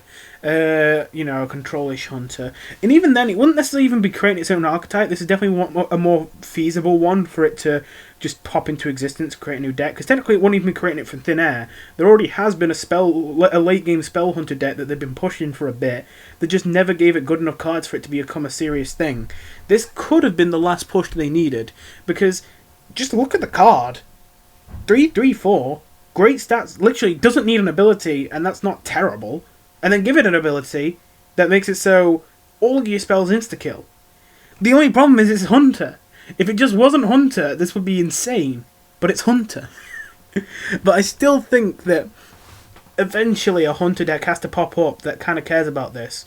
I mean, I know that you've probably all already seen it, but just in case you hadn't, this would Rapid Fire, which is a 1-cost deal 1 damage spell that gives you another spell to your hand that deals 1 damage for 1. That is literally just 1-cost kill a unit, then pay 1 to kill a unit again with this card. And again, this card is cheap, it has good stats, and it has a good ability. So yeah, I thought it would kind of finally tie together the Spell Hunter deck, but I guess maybe we have to wait another set. And then if we have to wait another set, then all the Spell Hunter cards will rotate out and the Spell Hunter will be doomed. So, yeah, don't keep us waiting. Finally, there was Crawler's Bark Stripper. Still not really sure about this one either. Hunter's just generally not been played that much. But, 4/3/5, Spell Burst, destroy a random enemy minion. So, I looked at this and thought instant 5 stars. But then I started to stop and think for a bit, and I'm like, what Hunter deck runs this? And unlike Professor Slate, it didn't seem like a card that was so good it could create a new deck. Or make a deck that never worked before work. So, I didn't see the same potential here. Now, I still think this card is so good it will find a home somewhere. It doesn't even necessarily have to have that much synergy with the deck, you just kind of slap it in there. The thing is, I think that aggressive hunters don't really want to run this card. It doesn't have enough attack, and the spell burst kills minions, yes, but that only matters if you're killing a taunt, and if there is a taunt, there's a chance you'll just miss the taunt because it's random enemies. So yeah, and you probably will have multiple targets and not have a 100% chance of hitting something because it's the only target, because you will not be trading into the things on the board until they play a taunt, and now you want to trade because you want to get rid of the taunt. So yeah, and the fact that it's not instant, you do have to play a spell. I mean, it's not that hard to do, but to be fair, you don't run that many spells typically in Hunter. Again, unless you're Spell Hunter, so it's kind of like, it's a bit more awkward than it looks. At first, it's kind of like, whoa, how did Hearthstone team print a 4/3/5 with such a good ability? But then when you realise how awkward it actually is to use the ability, even though it seems so easy, it's like, oh, actually, that kind of makes sense. So yeah, I did eventually, after a lot of kind of deliberation, think this is probably around 3 stars. Again, it probably finds somewhere, but it's probably going to be one of those things that just keeps going in and out of decks, and it doesn't necessarily have great synergy with them, it's just in there because it's good. So yeah, again, I'm not really sure if that's true or not yet, so we'll just have to wait and see. Now, personally, I think the weakest class in this expansion currently is Mage, but we'll go over their cards. Lab Partner. I think this card is actually theoretically pretty good, but overall, again, I know I'm saying this a lot, but 3 stars is kind of what I predicted for this card, just because I thought the spell damage archetype would exist, but be weak. Cram Session, I thought would be 3 stars before the expansion. Even worse than that, I don't even think the spell damage decks tend to run this card, so yeah, well, sometimes they do. You can give it 2 or 1, whichever. Combustion, not much of an opinion on this. I think you just kind of run it in Highlander decks, just to fill a slot. 3 stars. I hate to say 3 stars all the time, but it's just... I feel like there are a lot of 3-star cards in this expansion, because this expansion didn't have many bad cards, so we got a lot of 3-star stuff. Firebrand, so this card is technically crazy, but it just... It's in Mage, and again, I don't think Mage is that great this expansion, so... Yeah, deal 4 damage randomly split among all enemy minions for 3/3/4. Good stats, decent ability, but it doesn't hit face, and Mage isn't usually... Tempo Mage isn't really a thing right now, I don't think, which is where this would be good. So, yeah, while I thought this would be around 4 stars, and... It more seems to be around 3, just because Mage isn't that good as a whole, but if Mage was better, it probably would be 4 stars, maybe even 5. Mazaki. Okay, this is another one. I can't really tell if Mazaki's good or not yet. I know they're at least playable. I thought before the expansion they were probably around 2 or 3 stars, and it might have been closer to 2, to be honest. If I'm honest with myself, yeah, I probably would have said they were 2 stars. The way I basically saw it, is that I knew you could make an OTK deck with this card. I didn't think the OTK would be particularly good, but then I thought because the OTK would exist, it would have to at least be on the radar as a competitive card. Even if the OTK was bad, you would still want to run this card because it has an OTK. OTKs practically can't be uncompetitive unless they're so ridiculously, stupidly difficult to pull off that, well, they're uncompetitive. And I didn't think it would be stupidly difficult to pull off this OTK, so yeah. Not much else to say, really. I do not even remember this card. Yeah, 1 star. That's what I thought then, and that's what it seems to be now. To be fair, you may be like, ooh, well, shouldn't that one be a 0 star card? To be fair, I think it's got some potential. Not much, but like, if we were in a kind of time where we cared about tempo as Mage, we cared about having 5 drops with good stats, and we had lots and lots of cheap spells, I could see this being good with the Mana Worms. It is a bit of a stretch, though, and I definitely don't think that's this meta. Paladin, which had some surprising stuff, to be honest. It's been surprisingly strong. First Day of School, that's an interesting card to start off right off the bat. I gave this card more credit than most people, but even then it still surprised me. Even me, when I was giving it more credit than most people. But yeah, 0 cost, add 2 red and 1 cost minions to your hand. So some of you are probably thinking, especially if you're newer to these kind of card games, you're probably thinking, wow, that sounds really good. You get 2 cards for 0, and they're 1 cost and all that. You can play them in turn 1. That sounds really good. And the funny thing is, you're right. But like, let us explain why everyone else thought this would be bad. We've had so many cards like this that are like really cheap, give you a random cheap thing, and there's always been that, maybe this one will be good, maybe this one will be good, and they never are. We've had so many cards like this, and I think another thing is we've had so many 1 mana just give us a random card of this type kind of cards they've always been terrible. And we've also kind of proven that even if those cards costed 0, they would still be bad. Now, the only difference here is, of course, they give you 2 1-cost minions instead of 1. And I think lots of people just kind of thought, they're just trying to get us to play another one of these, pay this much and get a random cards, and they're never good. Well, this one was good. And, yeah, I think it was because, again, I didn't think it was trash. I thought that a low tier but still competitive Paladin aggro deck would probably rise up that used this. The way I saw it was that this wasn't a terrible card because typically the better 1-drops in this game are 1-drops that, while they're fine to play on turn 1, they don't become dead draws in the late game. The only exception to that I can really think of is the 1 mana 2/2 in neutral. Aside from that, there are not many 1-drops that are good that are dead draws in the late game. Because obviously you don't want to put cards in your deck that if you draw them on turn 6, then you've wasted an entire turn of draw. You know. So even if they aren't necessarily great in the late game, they're better than most other 1-drops. Those are the kind of ones you like to see. And all this is cost 0. This is still basically a 1-drop. You play it on turn 1 to have something on the board on turn 1. So yeah, that's kind of the idea with this card, obviously. And I kind of saw that this actually kind of fulfilled its role, because really, like the kind of requirement to be a decent 1-drop is to be at least like a 1-2 or a 2-1 in stat line that is not terrible in the late game.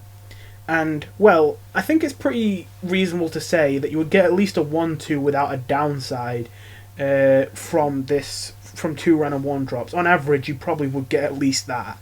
Or maybe a 1 with a really good upside, or maybe even the 1-2-2 with no upside or downside, you know. On average, you're probably going to get something at least that good. And then you're also going to have another 1-cost card in your hand, which is decent. The way I can kind of simplify this is, imagine this was a 1-cost 1-2 battle cry, add a random 1-cost card to your hand. You probably think that's decent. And that's kind of what this card usually is on average. It's something like that. So, you know, I think that a lot of people didn't really think it through like that, and for that reason not a lot of people saw this really coming. But yeah, I thought this was going to be 3 stars. I thought that some low tier Paladin aggro deck was going to use it very well, but it wouldn't be a high tier deck. Turns out Libram Paladin used it, and Libram Paladin was really good. Both things I did not predict. But yeah, again, I think it's just the fact that it's 2 cards in your hand, even if the cards are low value and random. The fact that it's 2 cards instead of just 1, on top of the fact that it's a card that you can play on turn 1, is just all you need for it to be a completely valid card. It's either 5 or 4 stars. It's kind of arguable, but you could honestly call it a 5-star card. Shield of Honor is a card for Warrior and Paladin. I kind of fell for this one a little bit. It's trash. It is 1, maybe 0 stars, but at the time I thought, you know what? Damage Warrior turned out really good. Maybe this works either in Damage Warrior, like Aggro Warrior, or Paladin maybe could make their own self-damage archetype. You know, I kind of got into the dreaming kind of, oh, what if this works and all that, and I fell into the trap. It's not that good overall, but I thought it was around 2 stars. Not great, of course, but I thought that there would be some off-meta aggro deck that would use this, and that hasn't really happened yet, so it's looking like that's not going to be the case. And looking back, I am thinking this card is nowhere near as good as I think it is. Wave of Apathy. So, okay, I knew there was no way this card would be bad, but I was kind of thinking maybe this card is overrated. Like, it seems very good, but it just buys you a turn and it doesn't stop the board. And it does cost 1, but does the cost really matter that much if you're probably using this in a control deck that will have loads of mana anyway, or be more concerned about saving on cards? That was my mindset. So I thought that although this card seemed really strong, I thought it would probably end up just being about, you know, 3 stars. Yeah, I was wrong. This is probably a 5-star card. You know, Libram Paladin and Priest, and basically every Priest use it, and, you know, Libram Paladin's tier 1 / maybe tier 2 after a bit, because it's going to probably drop off. So yeah, it really does help you survive. Again, quite simply, the logic was that this seems really good because it's cheap, but control decks don't really care that much if it's cheap. I mean, it is still relevant, but it isn't that good if it costs less, so, you know, do we really care? Well, it turns out they do care enough. It does allow you to combine things in turns much more and do kind of very specific turn plays like it. And again, buying you a turn to live is actually pretty good, it turns out. When you really think about it, it's kind of like a 1-cost Frost Nova, and then when you think about it like that, it does make me feel very dumb for not seeing this card was going to be really, really good and not just decent. But yeah, I did obviously when I first looked at this, my senses just instantly went off as crazy nuts card. I think I was just trying to be contrary, and I'm like, actually, I'm making that conclusion a bit too quickly. Let me just actually my way out of that opinion. Argent Braggart. Everyone knew this was going to be great. I don't know a single person who thought this card was going to be bad. I thought it was going to be 5 stars. It is, well, it might be 4 stars, but I think it's probably 5 stars. There is the argument of a 2-mana card that is just stats, no matter how many stats it has, is never going to be that great. And also the argument that you can't play this on curve with massive stats, because obviously you'll have a lower chance of, you know, being able to thingy. A lower chance of being able to get a massive unit off of this on earlier turns, so you can't use this to win the early game with a stupidly large unit for 2. So yeah, that's why this card isn't crazy game breaking, which it seems at first, but it's definitely still above the average power level. I think because I have almost fallen into the trap before of saying that mana cost honestly doesn't matter if it's just stats and you can't play it early on, and that's half true. But then if that was fully true, then Giants would suck, and Giants don't suck. Giants often are in high tier decks. So yeah, turns out when you have 8/8s that are cheap enough, they actually tend to be pretty good. So when your opponent plays Deathwind Mad Aspect and then you reply and get a 2-mana 12/12, yeah, that's pretty good. Even if you have to wait until turn 8 or 9 or 10 to do it, that's still pretty damn good. So yeah, 5-star. Ceremonial Maul. I feel like a few people actually thought this card was really good. I didn't necessarily see people preaching about this card, but it seemed like when the expansion first dropped, a lot of people were eager to try this card over other cards. And I don't really know why. This card never really impressed me. Like, I had a moment of, ooh, maybe this is good, but it very quickly went away. Because usually bundling units with weapons is pretty strong. But I just kind of, well, evaluated the unit and the you were getting and the weapon you were getting, and I thought, nah, not that great. So yeah, this is for Paladin and Warrior. It's a 3/2/2 weapon. With Spell Burst, summon a unit with Taunt with stats equal to the spell's cost. So if you play a 3-cost spell, then you get a 3/3 with Taunt. So, here's the thing. A 3/2/2 weapon sucks. That's a terrible stat line. The only 3/2/2 weapon that has ever been good is in Kobolds and Catacombs, the Paladin 3/2/2 weapon, the Unidentified Maul, which had 4 random effects. It could either give you units Taunt, which was terrible. It could summon 2 1/1s. It could give all your units +1/+1, or it could give all your units Divine Shield. Now that card was good because hyper-aggressive Paladins were good at the time, and being able to put 2 1/1s on the board, or buff all your things that already were on the board with Divine Shield or +1/+1, was very effective. The 2/2 weapon didn't even really matter that much, although you could use it to help just get that little bit of extra chip damage you need to win the game. So yeah, that card more worked because it had bundle value, and in most cases it would be that last bit of push you needed to clear the board. To kill your opponent while you had a full board, So yeah, that was why that was good. This one is way, way slower. Not only does it not have an instant effect, but on top of that, if you do use the effect as soon as possible after you play it, you're using it inefficiently. You're supposed to really, to get the maximum value out of this, wait until the next turn to play a 10-cost spell and get a 10/10 taunt off of this. And you might say then, ooh, that's a 3-cost 10/10. Yeah, but it's a 3-cost 10/10 that you had to satisfy multiple conditions to summon. You had to, like, wait a turn and all that. You know, like, don't get me wrong, it's not terrible, but, like, it's not really that good, I would say. Like, how else do I put it? I mean, okay. If there was a 10-cost 10/10, which obviously we know isn't good, but then it costs 7 less if you had a weapon equipped and you'd also played a 10-cost spell that turn, do you think that would be good? Nah, not really. I mean, maybe decent. You can kind of see my point here. It's a lot of trouble for not even that really great of a reward, is my point, mostly. And it might have worked in other classes, but I feel like Warrior and Paladin weren't the ones. Maybe Warrior with Dimensional Ripper could have been decent, but from what I've seen, Dimensional Ripper decks running this card haven't done too well. With this card, they've usually swapped out this card. And I don't think Paladin really has anything they want to do with this card, except maybe... Oh no, I was about to say the one thing they might want to do with this card is Librams, but they don't, because they couldn't discount the Librams, which makes the spell burst worse.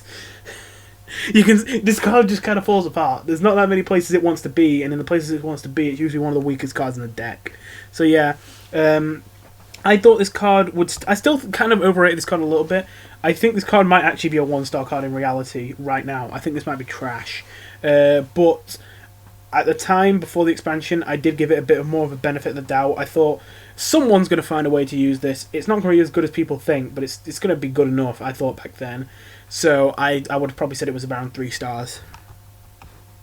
Gift of Luminance. Okay, this is one that I think I also underrated. 3 costs, give a minion Divine Shield and summon a 1/1 copy of it. I remember initially thinking this is crazy strong, and then quickly thinking, what the hell am I thinking? This card sucks. So yeah, I kind of went all over the place with this, because at first I thought, wow, you give two things Divine Shield, because of course the copy gets Divine Shield too, and you get to copy a card. That's really good, but then I'm like, actually, there are that many cards right now that you want to get 1/1 copies of. Like, I couldn't think of any cards that were particularly crazy you could do this with. And then I was thinking, would you really care about getting a 1/1 with a half-decent ability and 2 Divine Shields for 3? Is that really any good and all that? And I kind of went down these kind of mental arithmetic kind of rabbit holes, and mental gymnastic rabbit holes. Basically, I convinced myself into thinking this card won't be that good. And eventually I kind of came around, before the expansion, it went up and down constantly, but it was generally around a low 3-star or a high 2-star card. Yeah, it turns out it's basically like 4 or 5 stars. Not only because it's running Libram Paladin, and Libram Paladin is really, really good, and it's running a couple pretty stacks and all that, but just because, well, the card is just good. I don't really know what I was getting myself thinking. There are a decent amount of units you really want to play it with, so yeah, not much else to really say about that. Speaking of not much else to say, Goody 2 shields, 3/4/2, Divine Shield, Spellburst, gain Divine Shield. Let's forget that Spellburst exists, because it does matter, but not much. It's just a small upside to the card. 3/4/2 Divine Shield, that's good. This card is good. I thought it was... Well, I don't think it was busted, but I thought it was really good, and I thought it would easily go into multiple Paladin decks. And by virtue of that, I thought it was 5 stars. And yeah, I think it's probably 5 stars. Now, you may be like, well... no, I just want to add... I kind of got... I don't know what I was about to say earlier. I just want to add that apparently the community in general thought this card was going to be bad. This one especially confuses me, because you don't even really have to think too hard for this one. Like, just ignore the Spellburst. This is at worst a 3/4/3. Alright stats. But honestly, in most cases, it's probably going to be closer to like a 3/4/4 or a 3/5/5 without a condition, without a downside or anything. Okay, that's actually kind of good. It also, although this is kind of, I know there's not much good Divine Shield synergy, but it also does have Divine Shield synergy. Anything that gets benefits from having Divine Shield, you have that. Occasionally you'll give it even more health, so it still has an upside as well as being a 3/4/4 or 3/5/5 most of the time, with the Spellburst. And then on top of that, it's a card that gets better the longer the game goes on, because the longer the game that goes on, the more average value you're going to get out of Divine Shield. If it's turn 3, there's actually a decent chance that you'll get hit by 1 damage and lose the shield just instantly, and it's like a 3/4/3. However, when it gets to like turn 9, and it's all like a board of 8 8s and 12 12s, this could end up being like a 3/4/10. Or, if you get the Spellburst, a 3/4/18 or something like that. Now that is pretty good. So yeah, that's kind of why this card is good. Lord Berov, I gotta admit, Trump kind of coaxed me into this one, and I did keep thinking, maybe this is a little bit too awkward. Nah, but it's just so cool. Okay, so, as you can see, Berov is in theory a crazy effect. He's a 3/3/2 for Warrior and Paladin that, when you play him, will make all units' health 1. And when he dies, he deals 1 damage to everything, killing everything. Sounds crazy. Especially for 3. Like, Trump very accurately pointed out in his video the bundle value of this card. Equality costs 4, and is a playable card. And that sets all minions' health to 1. Now, by the way, Berov doesn't set his own health to 1, just all other minions. So yeah, that's worth 4. And already, that's literally worth more than this card. Then you get a 3/2 with it, which is worth 2 mana, so that's 6. Plus bundle value, that's 7. And then you deal 1 damage to everything, which is worth 1 mana, which is 8. Plus bundle value, that's 9. This should cost 9. Nah, it shouldn't cost 9, but, you know, they could honestly print this as like a 7 cost card, and people would probably not be too shocked by that. That would probably seem reasonable. Or 6 or 5. A 4 would probably seem like it's pushing it, and the 3 kind of just seems crazy at first. It's like, what? Are you okay? But then you gotta realise that this Death Rattle, man, is it inconvenient. If you get it straight away, it's good. but then that means you have to go out of your way to kill this unit straight away, which means you're probably spending more mana and more cards, which you don't want. Now, I thought that probably didn't matter, because I thought a 3/3/2 that sets all the health of other minions to 1 is still good.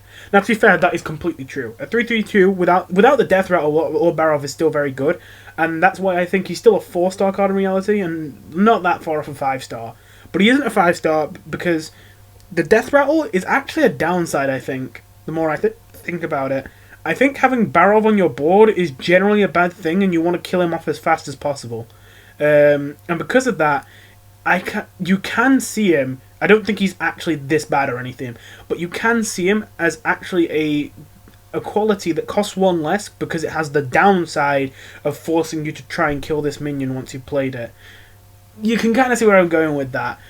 It's not that bad most of the time, which is why I still think this is a good card and a 4-star card, but that kind of explains why this is actually a completely balanced and maybe even not that crazy card at 3, even though this seems like an effect that could even cost 10 and not be that crazy. You know, well, actually, no, 10 would be stupid, never mind, I'm being exaggerating now, but you get what I'm trying to say. High Abyss Allura. So here's one of the few cards I actually overrated, although not much, because this card is still really, really good. In fact, it might even still be considered 5 stars, just because it's in Lieben Paladin and it does well in there, and Lieben Paladin is doing so well. But, yeah, this is basically the thought process I went through, and I'm not going to lie, usually I would be more thorough about it, but I thought I did not need to think about this any more than I did at the time, just because it seemed like such an obvious OP card. I looked at this card, and I thought, this is a 4-cost 3/6, which is already a good stat line, which then pulls a 10-cost card out of your deck and cheats it out for free, and all you have to do is cast a spell of any cost. That is what I thought. And of course, targets this if possible, makes it even better for stuff like buffs. So that's kind of why I thought this at first. This card was game-breaking and was going to be nerfed within days and stuff like that, and stupid. I must admit, I didn't bother to really check what 10-cost spells there were. Turns out there aren't really that many good ones to use. The best one I could think is Mind Control, because I'm pretty sure Mind Control can only hit enemy minions, but then even then you would be hitting a random enemy minion unless you were clearing the board. But still, that would be interesting. So yeah, and of course there's the deck building restriction as well. But it turns out this was used with Librams, which I kind of saw that... I knew it would be used with Librams, but I didn't think that would be the main way of using it. I thought that would kind of be the more casual way of using it, and I thought that the best way of using this card would be a deck built around it, with only like 10-cost spells and stuff like that. And yeah, again, it turns out Paladin and Priest don't have that many good 10-cost spells to cast off of this, especially with the random targeting and all that, unless it can target Abyss. So yeah, still probably 4 or 5 stars, as I say, but I thought this would break the game before. Blessing of Authority, not much to say here. I thought it was 5 stars, and it probably is 5 stars. At first I was like, okay, maybe this isn't that crazy, because I get where they're going with this. The reason why buffs can be so strong is because they let you hit face instantly with that extra attack. So it's kind of like giving something +2/+2 when you already have a unit on the board that's ready to attack that hasn't attacked yet. It's kind of like a 2/2 that deals 2 damage when you play it, rather than just giving a unit +2/+2 on its own. So I see where they're going for, what they're going for here. But I'm not going to lie, even if you take that out of account, this is basically a 5/8/8, and the only condition is, have a minion. Now, while I did say that having loads of stats with a downside usually isn't that good, 5/8/8 is a decent amount of stats, and it is on turn 5, one of the last turns where I'd say stats actually matter. And again, it's a really easy condition, especially with Paladin. You're literally, your hero power is to summon a minion. It's not that hard to just be able to play this. And if you can play it, it's above the average power level by a decent amount. So yeah, it's good. What a surprise. Devout Pupil. 6/4/5 Divine Shield Taunt, costs 1 less for each spell you've cast on friendly characters this game. I thought this was about 4 stars, because while I did know this was literally just better Sunwalker, I thought Sunwalker was pretty bad, and I thought that this card would be good enough to be played, absolutely, but I didn't think it would be that crazy. Turns out it actually is a little bit kind of crazy. With Librams, you can make this pretty cheap pretty quickly, because that was the main thing, is I thought you wouldn't be able to make this cheap very fast, because it's actually a bit of an awkward effect, but Librams really help with that. So yeah. This is actually a pretty good card. Yeah, I don't think I have much else to say about that. So yeah, I thought it would be about 4 stars, and in reality it's probably 5 stars. Judicious Junior, 649 lifesteal. Yeah, I first looked at this and I thought, okay, trash, 1 star. And I thought, this is Hearthstone. Hearthstone hasn't really had any good lifesteal minions before. Maybe this is the one. I mean, if you care about health, then this is a 689 kind of, which is decent, and it could be better than a 689 if you really care about health. You know, it could be more than that to you. So, you know, maybe. And I was kind of seeing this kind of cheating units out of your deck kind of idea with Duel and Commencement, the next card we're going to talk about, and I'm like, you know what, maybe this does work. And I almost said 3 stars for this, but I remember that I was thinking by the last day before the expansion release, I was thinking, I bet this is going to turn out as like a 2-star card. It's going to be very experimental. Some decks are going to run it in these situations, but it's not actually going to be that great. And I think I might have even still been too generous, because I want to call it 2 stars, but I haven't even seen anyone playing it. I think I saw Kibler trying it in a dual Paladin deck very shortly, but it didn't even do that good, and I think he took it out. So, yeah, 1 star, I guess. I didn't expect it to turn out great, but I didn't think it would turn out this bad, this card. But yeah, I guess it is. I think the big thing is it's cost 6. Just make it a 5/4/7. Much better. Now you can actually run that. Commencement is a 7 cost spell for Warrior and Paladin that summons a minion from your deck and gives it Taunt and Divine Shield. I almost completely missed on this one. I saw this and I thought this was trash. I know that I was literally just talking about mana cheat before and how good it is, and I wanted to think this was good, but we just had so many cards recently that, I say recently, we had a decent amount of cards recently with that were supposed to pull things from your deck that just seemed really bad, like they didn't want it to be good anymore. And this one I wasn't sure about, because I was thinking about Gather Your Party from Kobolds and Catacombs, and I'm like, this is Gather Your Party, except a turn late. Wow, that sucks. I mean, you do get Taunt and Divine Shield, and this is where I start to come around to it. I'm like, that actually does kind of matter, because the Taunt and Divine Shield means that at least whatever you get out of your deck, even if it doesn't naturally have Taunt and Divine Shield, it means that your opponent can't just ignore your big unit you just played, smack you in the face and kill you because it's turn 7 and you haven't done anything for the past 5 turns because all your minions cost 10, because you want to get big minions from your commencement. That was what I was thinking. And yeah, that was actually the truth, but I didn't think that would be enough to carry it. And I was thinking, Gather Your Party seemed decent. If on turn 6, playing a big minion from your deck was too bad, then I think playing on a big minion from your deck on turn 7, even if it does have Taunt and Divine Shield, is going to be too slow as well. That's kind of what I thought. And to be fair, I feel like if this card was the card we got instead of Gather Your Party in Kobolds and Catacombs, it probably would have been bad then. I feel like it's to do with the specific circumstances of now. I think it's not just the way the card is different from Gather Your Party. I feel like the entire meta is kind of different in a way that actually favours this card now. Because it really feels like this card should not be as good as it is. But yeah, I luckily did eventually come around to it enough to think, yeah, it's probably 3 stars. And I've been pleasantly surprised to see that actually Big Warrior seems like it might be a serious deck, and it might be closer to 4 or maybe even 5 stars, depending on how good the Warrior deck comes out. So yeah, I really love those kind of decks. I'm really glad to see Dimensional Ripper and stuff like that finally being decent. I really hope that continues to be a thing. Finally for Paladin, there's Torellian the Tenured. 8/3/12 Rush. Whenever this minion attacks a minion, set the defender's attack and health to 3.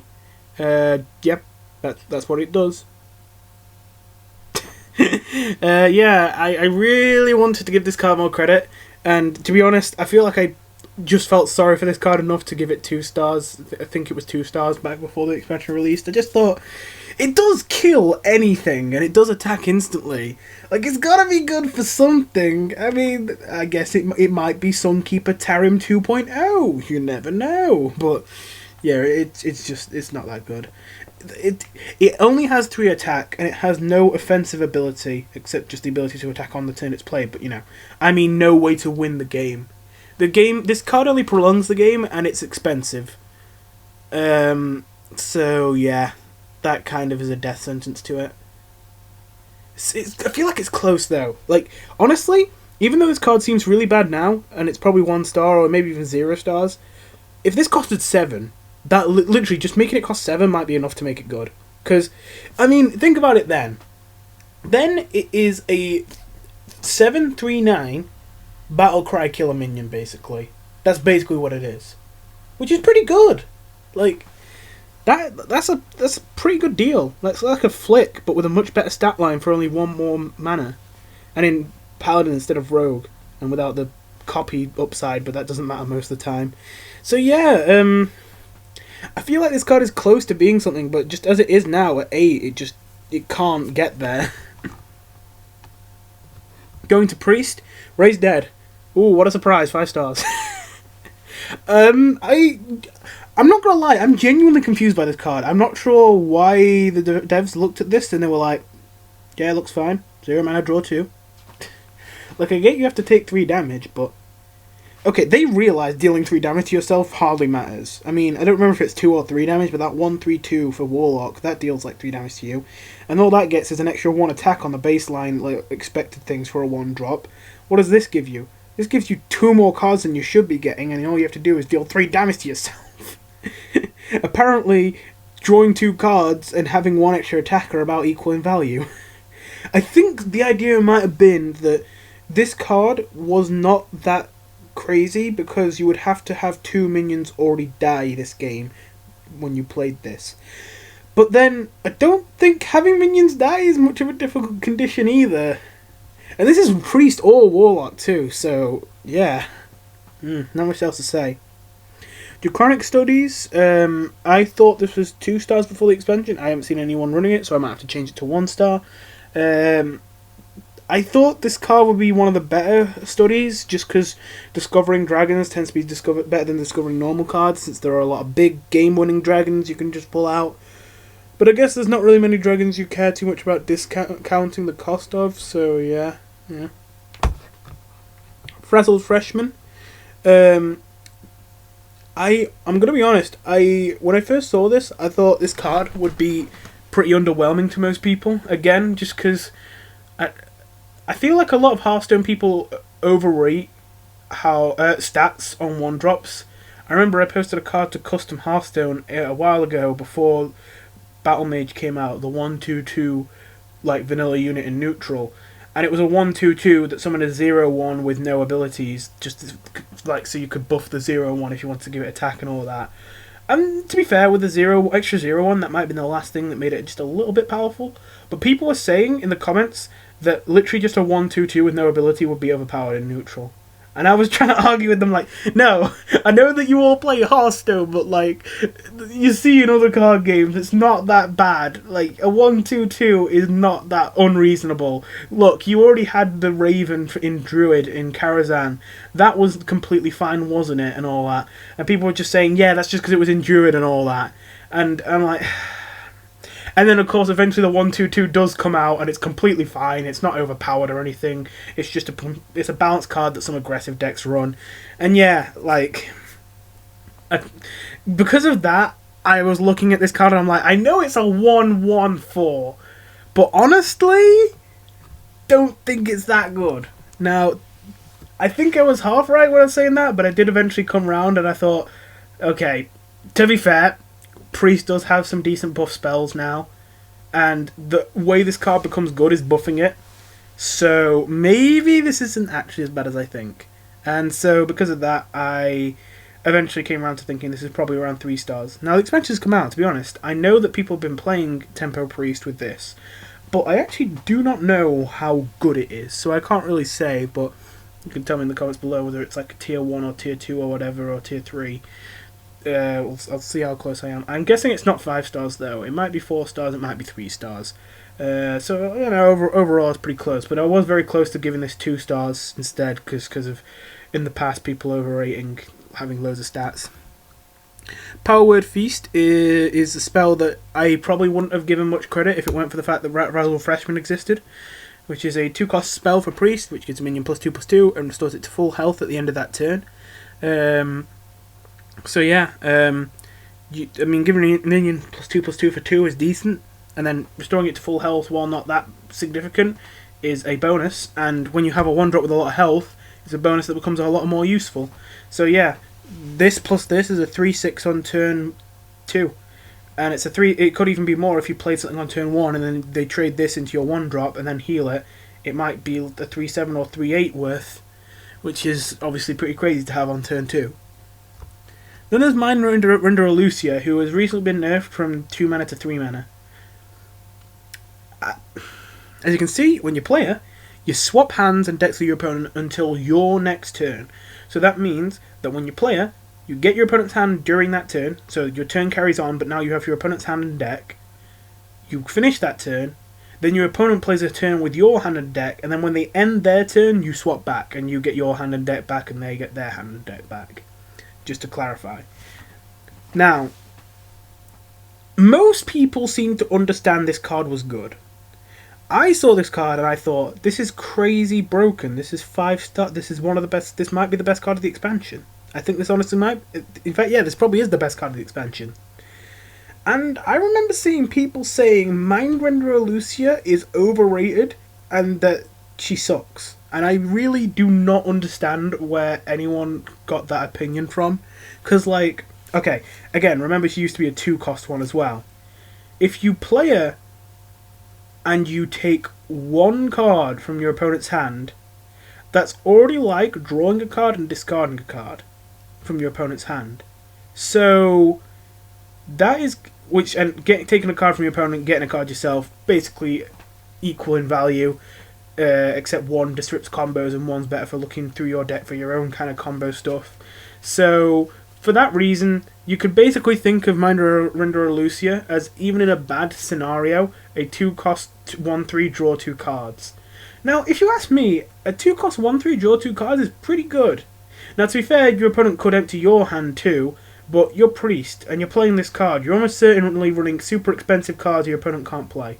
In fact, Mind Renderer Lucia is so goddamn good that it is fully worth it as a controlling Priest to play her on turn 2 and not play a single card from your opponent's hand, just to look at your opponent's hand, and then have your opponent be forced to pass their turn because they've got your hand and you have nothing in your hand that they can afford to play. And then that aggressive deck that was going to kill you earlier now had to spend a whole turn doing nothing because they had to use your cards. And then meanwhile, you can empty, if you want to, you can empty their hand from all their units that are really cheap that you can actually afford. So yeah, even if you play Mind Renderer Lucia and don't play a single card from your opponent, it can still be a card that is essentially a 2/1/3 that skips your opponent's turn. That is crazy. Again, I do not understand how anyone thought this card was going to end up bad. And the fact that it got nerfed to cost 3 really shows just how strong it was. And honestly, I don't even think this is a balanced card at 3, but I don't mind so much because I think this is also a really fun card, and having this be one of the strongest cards in the game at the moment is actually kind of good, because like, out of all cards to be some of the best, I think this is one of the cards that's more healthy to be the best. But yeah, I think it's kind of ridiculous how strong this is even at 4. I think this could cost 5 and not be bad at 5. Then there's Brittlebone Destroyer. This might be a 5-star card. I thought it would be around 4 stars. I did think it would be easy to change your opponent's your health, because obviously if you're Priest you got healing, if you're Warlock you can hurt yourself to draw a card as your hero power, and of course this is a card for Priest and Warlock. I didn't think it'd be hard to activate this Battle Cry, but I just had a moment. I guess this was really dumb to think in hindsight, but I just had a moment where I'm like, is a 4/3/3 that kills a minion really that strong? I know that sounds dumb. But I was thinking, yeah, killing a minion is supposedly worth 5 because of Assassinate, but then no one plays Assassinate. And I'm like, would a 4-cost kill a minion be any good? And I'm like, I'm like, well, people run Torrent, but then Torrent gets discounted on all that, and, I kind of went through these loops in my head, and I'm like, and a 3/3 isn't that much stats, so I almost kind of tricked myself into saying this card was bad. I did kind of trick myself, because I thought this was a 5-star card at first, but then I kind of thought, maybe 4-star, just because it's not that much stats, and all you're doing is killing a minion. But yeah, this is really easy to satisfy this condition, and yeah, this is probably 5 stars because it's an easy condition. It's a very powerful card. It swings games. Yeah, it's cheap for its effect. Cabal Acolyte. Presently surprised by this one. Not that I thought this card would be bad, but I've just seen so many cards in the past that steal your opponent's minions that I thought would be good and then they weren't good.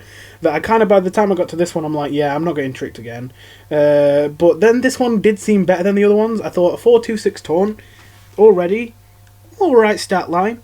And then the fact that it's not instant, but you have the option of leaving it there to do the spell burst whenever isn't actually that bad, because it kind of provides some kind of intimidation factor. Although obviously a battle cry would probably still be better, because you know you don't have to play the spell to activate it. But yeah, and Priest has a decent amount of zero cost spells that are not too bad and cheap spells. So yeah, this seemed like better than the other options, and I just about thought, yeah, this is probably 3 stars, and it might end up being better than that. It might be around 4, maybe even 5, because from what I've seen, this has actually been doing a lot of work. I guess just the fact that it comes down a lot earlier than a lot of these steal with 2 or less attack things makes it more likely that it will hit something. Then there's Disciplinarian Gambling. Okay, I kind of fell into a trap with this one. I thought this card was going to be 4 stars, and that was because I knew that I couldn't really see much of a deck for it yet, except maybe Zoo Warlock, which I think wasn't really a thing at the time before this expansion came out, and still really isn't. I mean, like, not nowhere on the map, but yeah, not super around, but like, you can see where I'm coming from. Like, a 4/3/6 stat line is good. It's for Priest and Warlock. It's got 2 classes to be in, and when you play anything, it makes it a 4/4. If you've got units with death rattles, that's great. If you've got 1/1s, that's great. If you've got lackeys, which are all 1/1s, that's great. You know, this just seemed like such an obvious, yeah, put it in everything. It's super good. It just fills the board with stats, and yet I've seen no one playing this card. So I can only imagine it doesn't really fit into a deck as easily as I think. I thought that Zoo Priest could actually maybe just about be a thing with this card, because Tempo Priest has become more and more of a thing. Maybe you'd start actually running that zero cost Priest spell that gives you a lackey, especially because it has synergy with all these spell burst cards, and you would start using lackeys and all that to, and you could use the 2/2/2 that has Death Rattle give you a lackey and all that with this card. I thought Zoo Priest might finally be a thing with this, but nah, it didn't take off. And I thought even if Zoo Priest doesn't take off, Zoo Warlock, surely Zoolock has to take off with this card, and it just didn't. Then there's Initiation. I shouldn't have fell for it, but I fell for it. This card is, from what I've seen, is trash. I think it's 1 star from what I've seen. But before the expansion came out, I thought it was going to be about 3 stars. I almost went for 4 stars, in fact. I remember thinking Holy Water might be pretty good from the Witchwood, and then that turning out to be really bad. And I thought here, when I first thought, I thought, no, I've learned my lesson from Holy Water. Dealing 4 damage and then getting a bonus if you kill something is going to be bad. But then I really started thinking about it, and I'm like, well, this one actually plays the card instead of just adding it to your hand. And on top of that, it also, you know, that card could be massive. You know, you could be getting a 10 drop for 6 with this, and on top of that, getting 4 damage bundled with that 10 drop. That's pretty good. You know, I started going through all these, oh, maybe it'll work and all that. And yeah, it just turns out most of the time, the stuff that you want to kill has more than 4 health, or Divine Shield, or something like that. Or can't be targeted by spells or hero powers, all that kind of stuff. So usually Initiation is not that great, and it's just a lot harder to use than you think. And the fact that it costs 6 is just such an awkward mana cost, and it's slow. It's not necessarily even that worth it. I'd say also potentially even just outclassed by Soul Mirror. Maybe if Soul Mirror didn't exist, this would have more of a chance. But yeah, you just run Soul Mirror instead. Finally, there's Flesh Giant for both Priest and Warlock. I thought this would be about 3 stars, because while I thought you could, I did realise that, again, both hero powers allows you to change your hero's health, and I did realise that Soul Fragments would also allow you to change your health by healing you, and Warlock had Soul Fragments as well as Demon Hunter, as I mentioned earlier. I knew all this kind of stuff, and I thought still Flesh Giant would just be about 3 stars before the expansion. I thought, you know, like, I think you could easily start discount counting him, but I thought, are you really going to be able to do it 8 times that fast? I don't think you are, even with stuff like Tall Guy being able to help you out with your hero power and all that. I didn't think you could really push it that far. But it turns out you can. There are people dropping 0-cost flesh giants on turn 3 or 4 sometimes. It's surprising how fast you can actually get this thing to cost 0. So yeah, it's probably 4 stars, close to, maybe even close to 5 stars. I'm not entirely sure, but it's definitely a better card than I thought. And I already thought it'd be a decent card. So yeah. Rogue, Secret Passage, what a surprise, 5 stars. That's what I thought then, that's what I thought now. No one changed their mind on this. 1 cost, draw 5, what a surprise, it's good.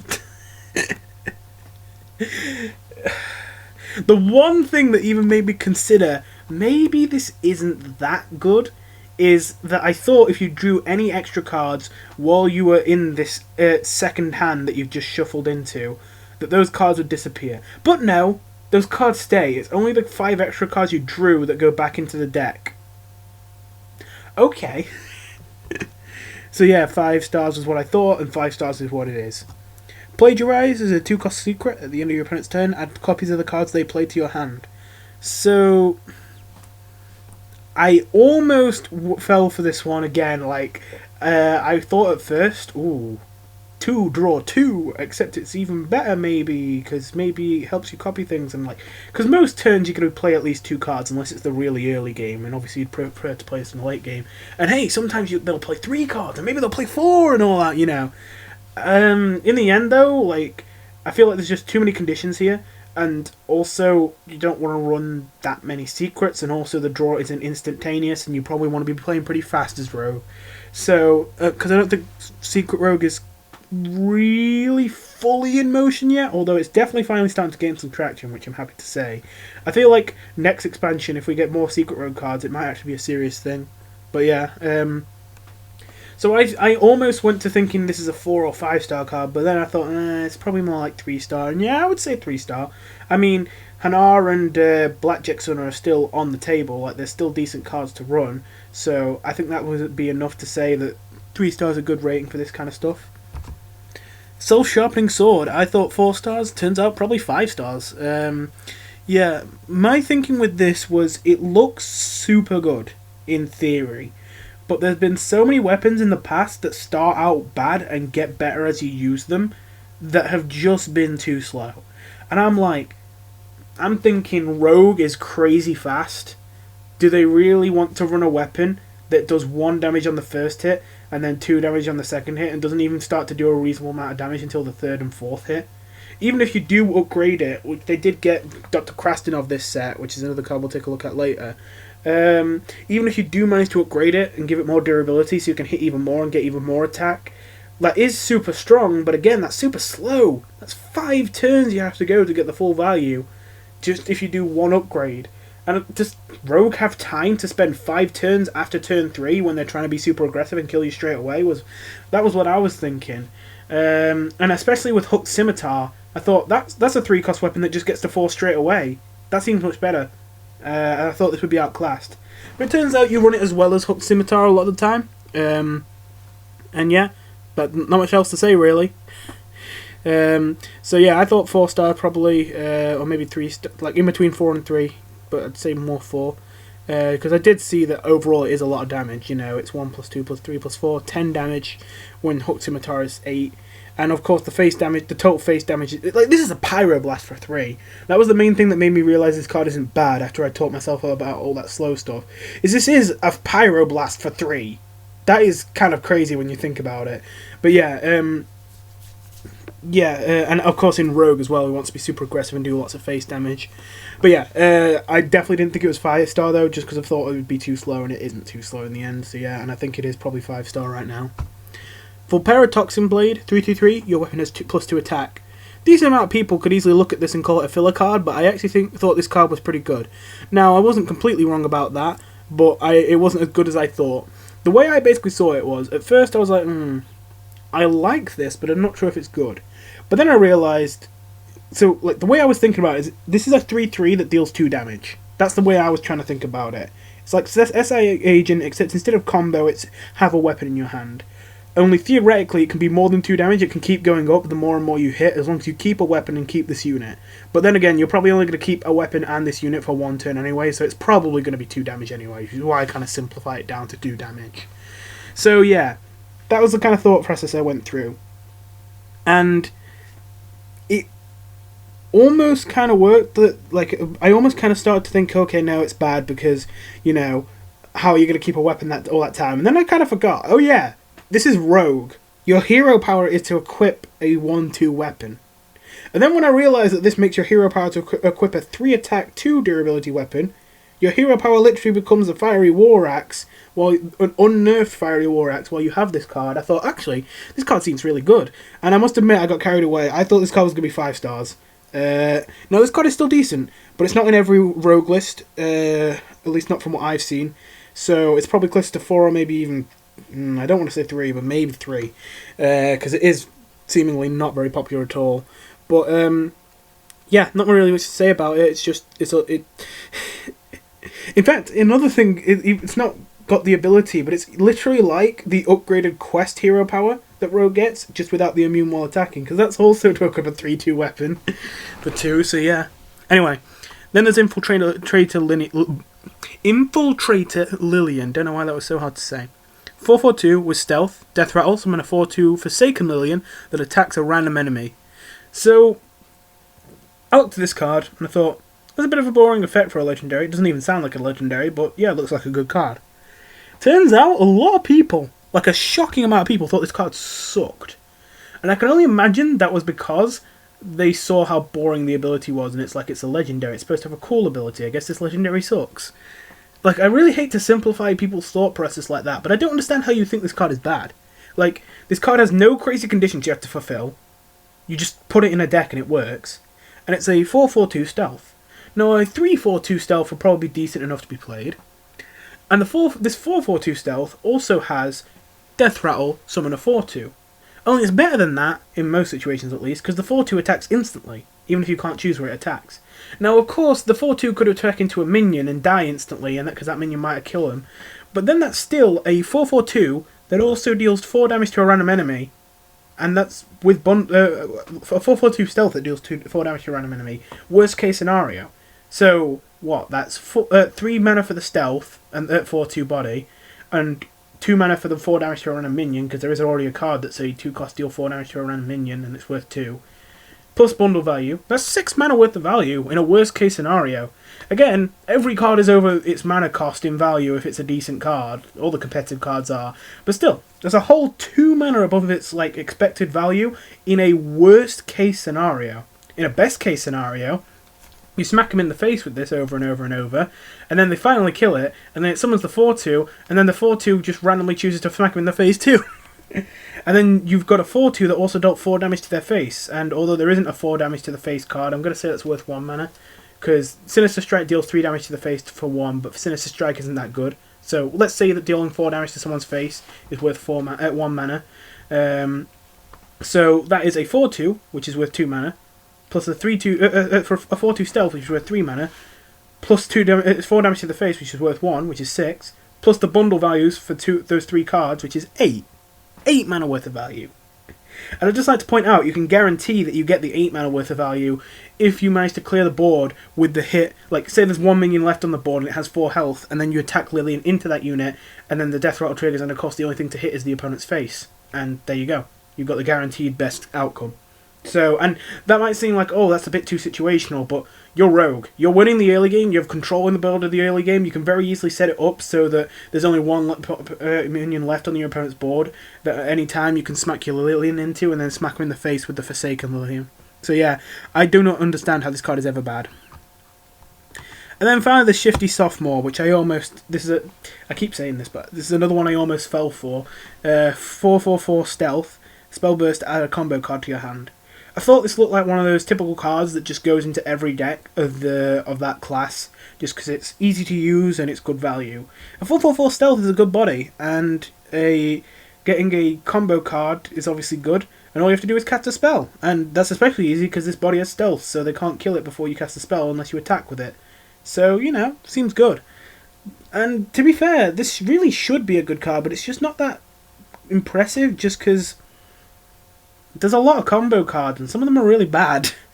And on top of that, it's a random card. There's just the effect of this is not as powerful as it seems.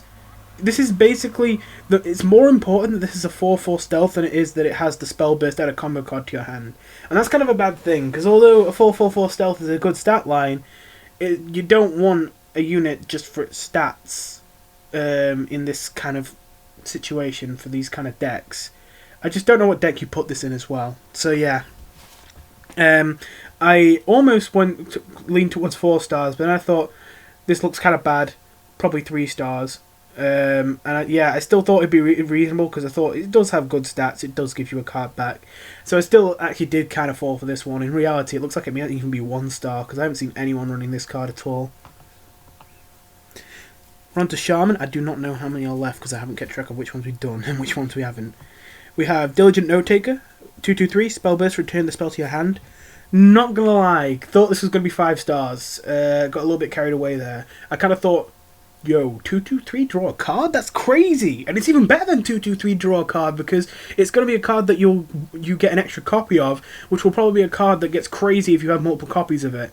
So yeah, this card's great, and don't get me wrong, this is a good card. This is probably like 3 or 4 stars, but it's just there isn't any spells that are super crazy to copy right now in Standard, and it's just Shaman it's not bad, but Shaman isn't crazy good right now or anything. So yeah. The card isn't as crazy as I thought, but it's still probably around 4 or 3 stars. Nah, 4 stars. It's not gonna be a 3-star. Yeah.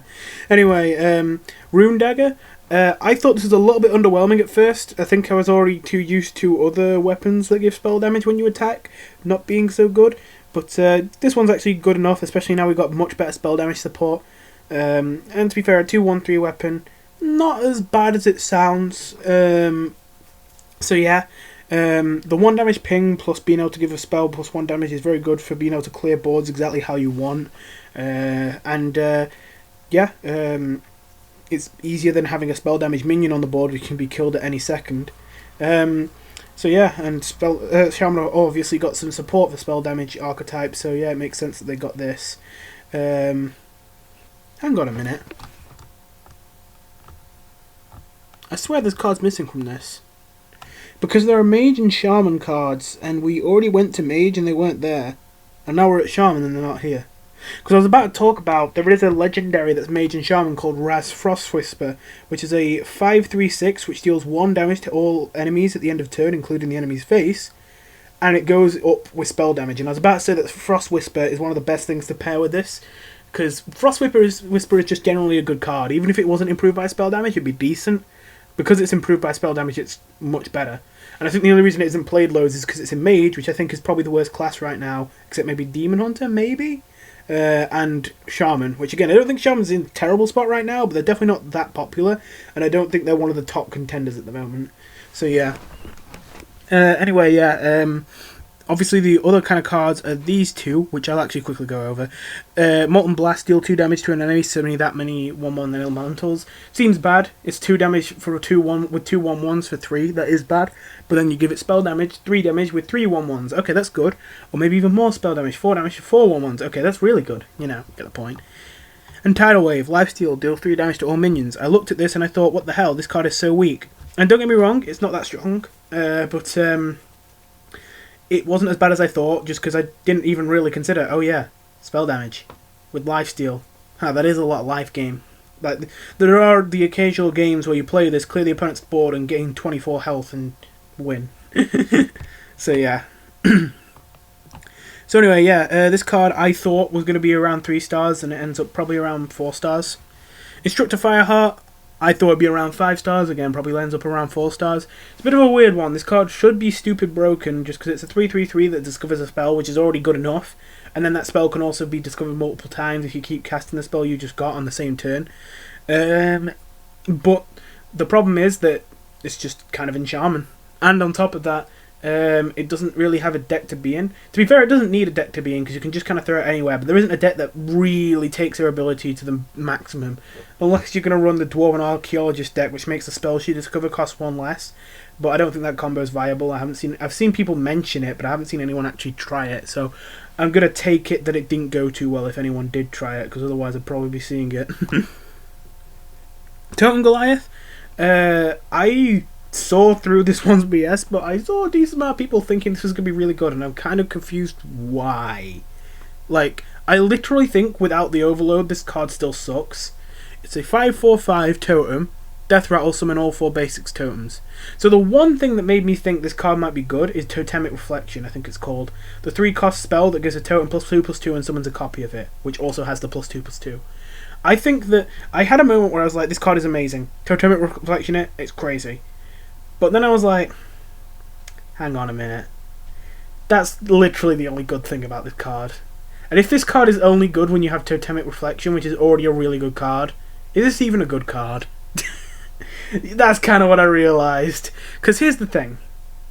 The basic totems suck.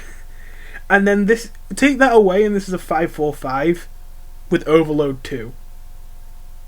Yikes.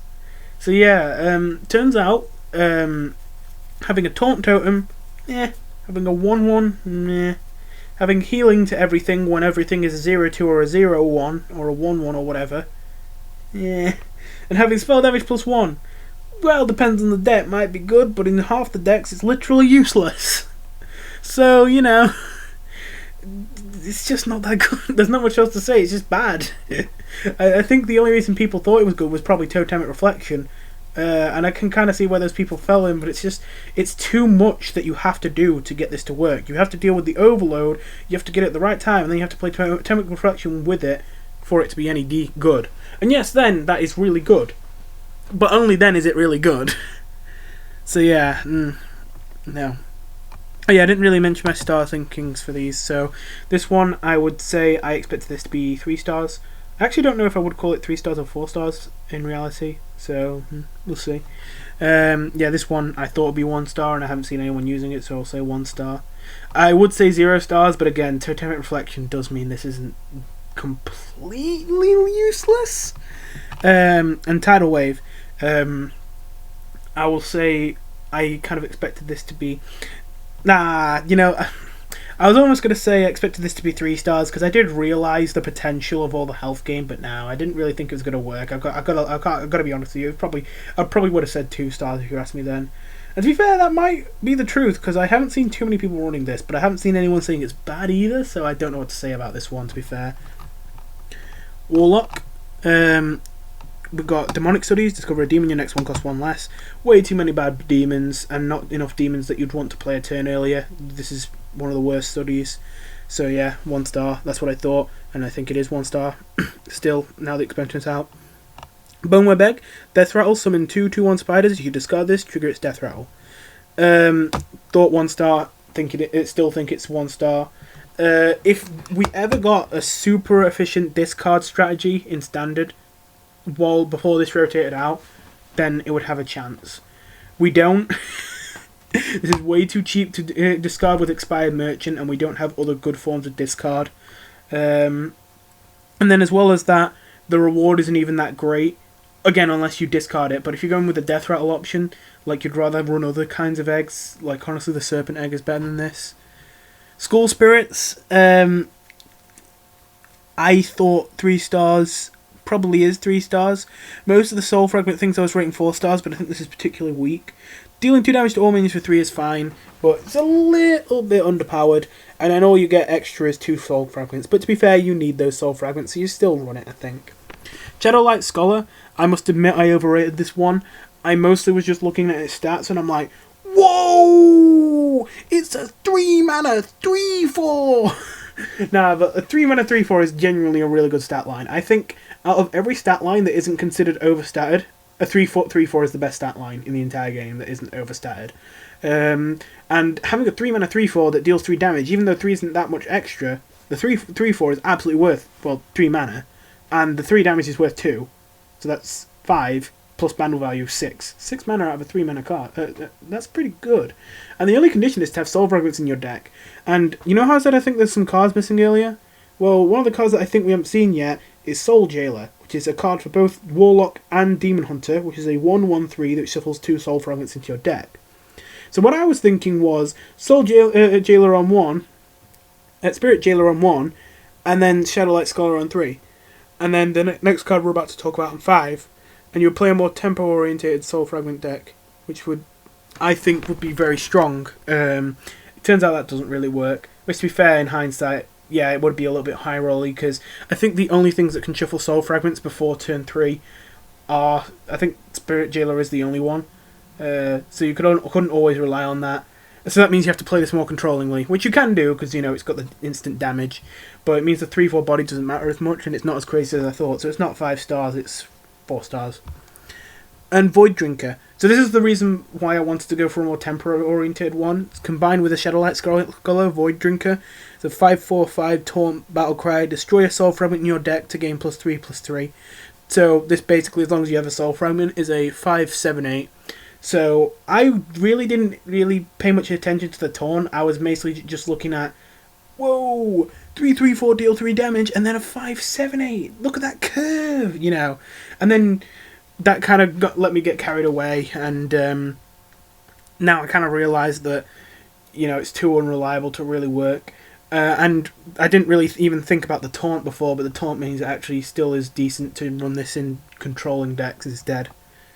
The other Demon Hunter Warlock card we haven't seen is Soul Seologist, which is a terrible pun, Militia, which is a 7/5/5 which summons a 3/3 with Rush for every Soul Fragment still in your deck. I thought she was going to be a pretty weak payoff card, just because all you get is stats on the board, and they do have Rush, which means it's not terrible, but I didn't think it'd be that good. But people were able to get full boards off of this card pretty easily. So I thought it would probably be about 3 stars. Probably is 4 stars more likely. Again, I didn't think it'd be that easy to get a full board off of this. Turns out it is. And yeah, well, I didn't think stats would matter much, even if you get lots of them. If you do get a full board and they all have Rush, yeah, maybe it matters then. So yeah. And then finally there's Archwitch Willow, which I've been a bit disappointed with, to be honest. 9/7/7 Battlecry. Summon a random demon from your hand and deck. So I really shouldn't have fallen for this again, but I know we've had so many, we've had stuff like Dr. Morrigan before and they haven't been any good, but I just thought, I know this is a 9/7/7 without taunt or any instant thing, but there's a pretty good chance that you have a good demon with taunt or some kind of good immediate effect in your hand or your deck. And there are some big demons out there. Like, surely this card's going to be good. I mean, technically, this is kind of crazy. 7/7 is probably worth about 6 mana. And then you get to play a card in your hand for free, and you'll probably build your deck on purpose so that all the cards are super expensive, so you're getting something like a 8 or 9 mana discount. And then on top of that, you're having that happen again, but now with your deck, so you're not even wasting a card in your hand. So that's like you're drawing a card and then also getting the mana discount. That's so much mana's worth of value, but it's just the foundation for the deck this needs to be in doesn't exist. And again, I was kind of hoping she would just create this deck. It only really exists in Wild right now, and I don't even know if they run this in Wild, because they already have more than enough tools in Wild. But yeah, I really hope that this could work. What this needed is this needed to be a Demon Hunter card. Like this with Pit Commander, that would have been crazy. But, you know, it didn't work. I'm trying to remember what big demons we even still have in Standard right now. Maybe that was the problem. Maybe there weren't enough big demons. Because now I think about it, I can't really remember which ones are in Standard anymore. Off the top of my head. So, because I haven't played since Ashes of Outland, so I need to remember that the Witchwood to Rastakhan cards aren't in as well. When I was obviously used to those being the new cards before when I was playing. Well, anyway, yeah, so I expected this to be 3 stars. Turns out it's 1 star, maybe even 0. It's a bit of a shame. It's theoretically super good, but it's just it doesn't work.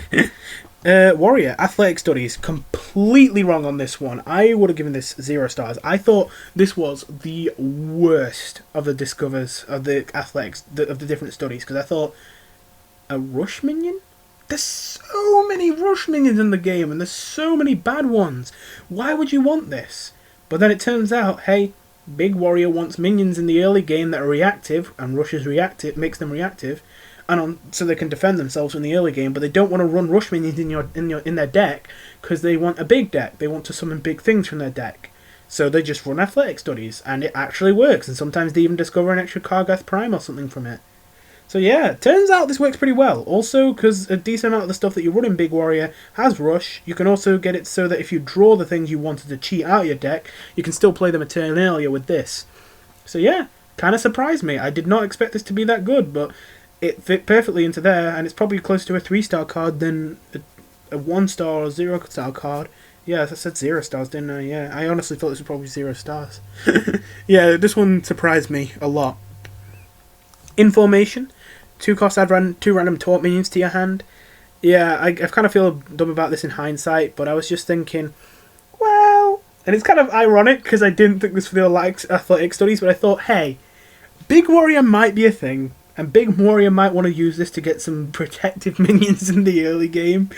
And, you know, this is a 2-draw 2, even though it's not cards from your deck, which makes them much worse. And there are a lot of taunt minions, so there are a lot of bad ones, just like with rush minions. But I thought, this is a 2-get-2, that's a 1-get-1, this is much better. And of course I was wrong.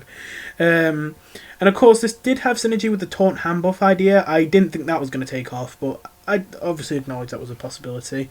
I thought this was going to be a 2-star card. It turns out it's not even on the radar. It's probably a 0-star card, to be honest. Then there's Playmaker. I'm not going to lie. I feel kind of dumb in hindsight, but I really thought this card was going to be crazy.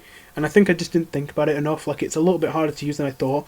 But this seemed a lot like the card that I was mentioning earlier in Old Doom that summoned a copy of a damaged minion that was a 3/3/3. And I'm like, whoa! 4/3 that makes copies of your rush minions. That's crazy. They only have 1 health remaining. And yeah, I didn't really think this through very much, but that means that you essentially just reduce this to damage, and you need to get this on the board, not have it die when it only has 3 health, which to be fair it only costs 3, but you know. I'm not saying it's super difficult, but it's not as easy as I thought, basically. You have to get this on the board, have it not die, then also play a rush minion with it, which either you're on a really late turn to be able to do that, because you have the mana, or you're early on and you got lucky and they didn't have a penance or something to kill this, or any kind of board presence. And then after all that, if you're winning on the board, which you probably are if it didn't die, then you don't need the copy of the rush minion, because it has 1 health, it's probably going to get pinged to death anyway, and it doesn't have a minion to trade into to get instant value.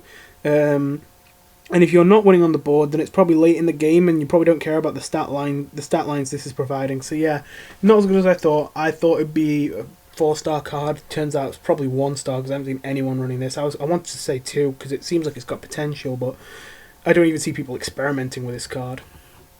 Reaper's Scythe, simple one. It looked good. It is good. 5 stars, 5 stars. I mean, a 4/2 weapon is already good. And a 4/2 weapon that also one time gets to deal 4 damage extra, plus another 4 damage extra.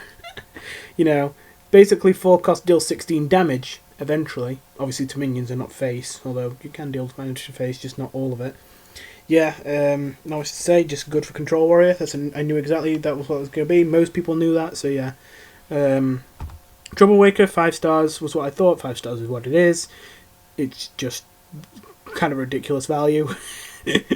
More interestingly though, Rattlegore. 999, Death Rattle, summon this with -1/-1.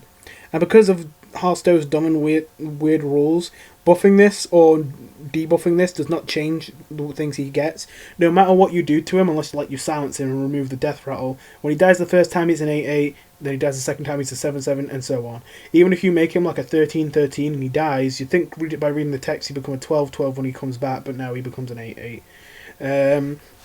So yeah, there's not really...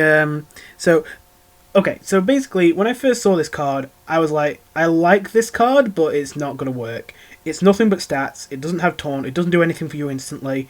It will only either save your life or win you the game after multiple turns of being on the board. And that just seems too slow for a 9-cost card. You only have 1 mana left to do something to prevent yourself from dying if you're in the late game and you're in a sketchy situation.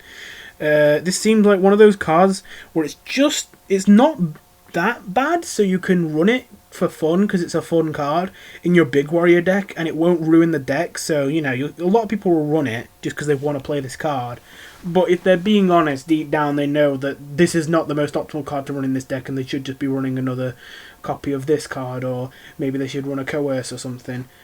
Speaking of which, I think that's another card we haven't even seen yet. So yeah, that's kind of what I thought would happen here.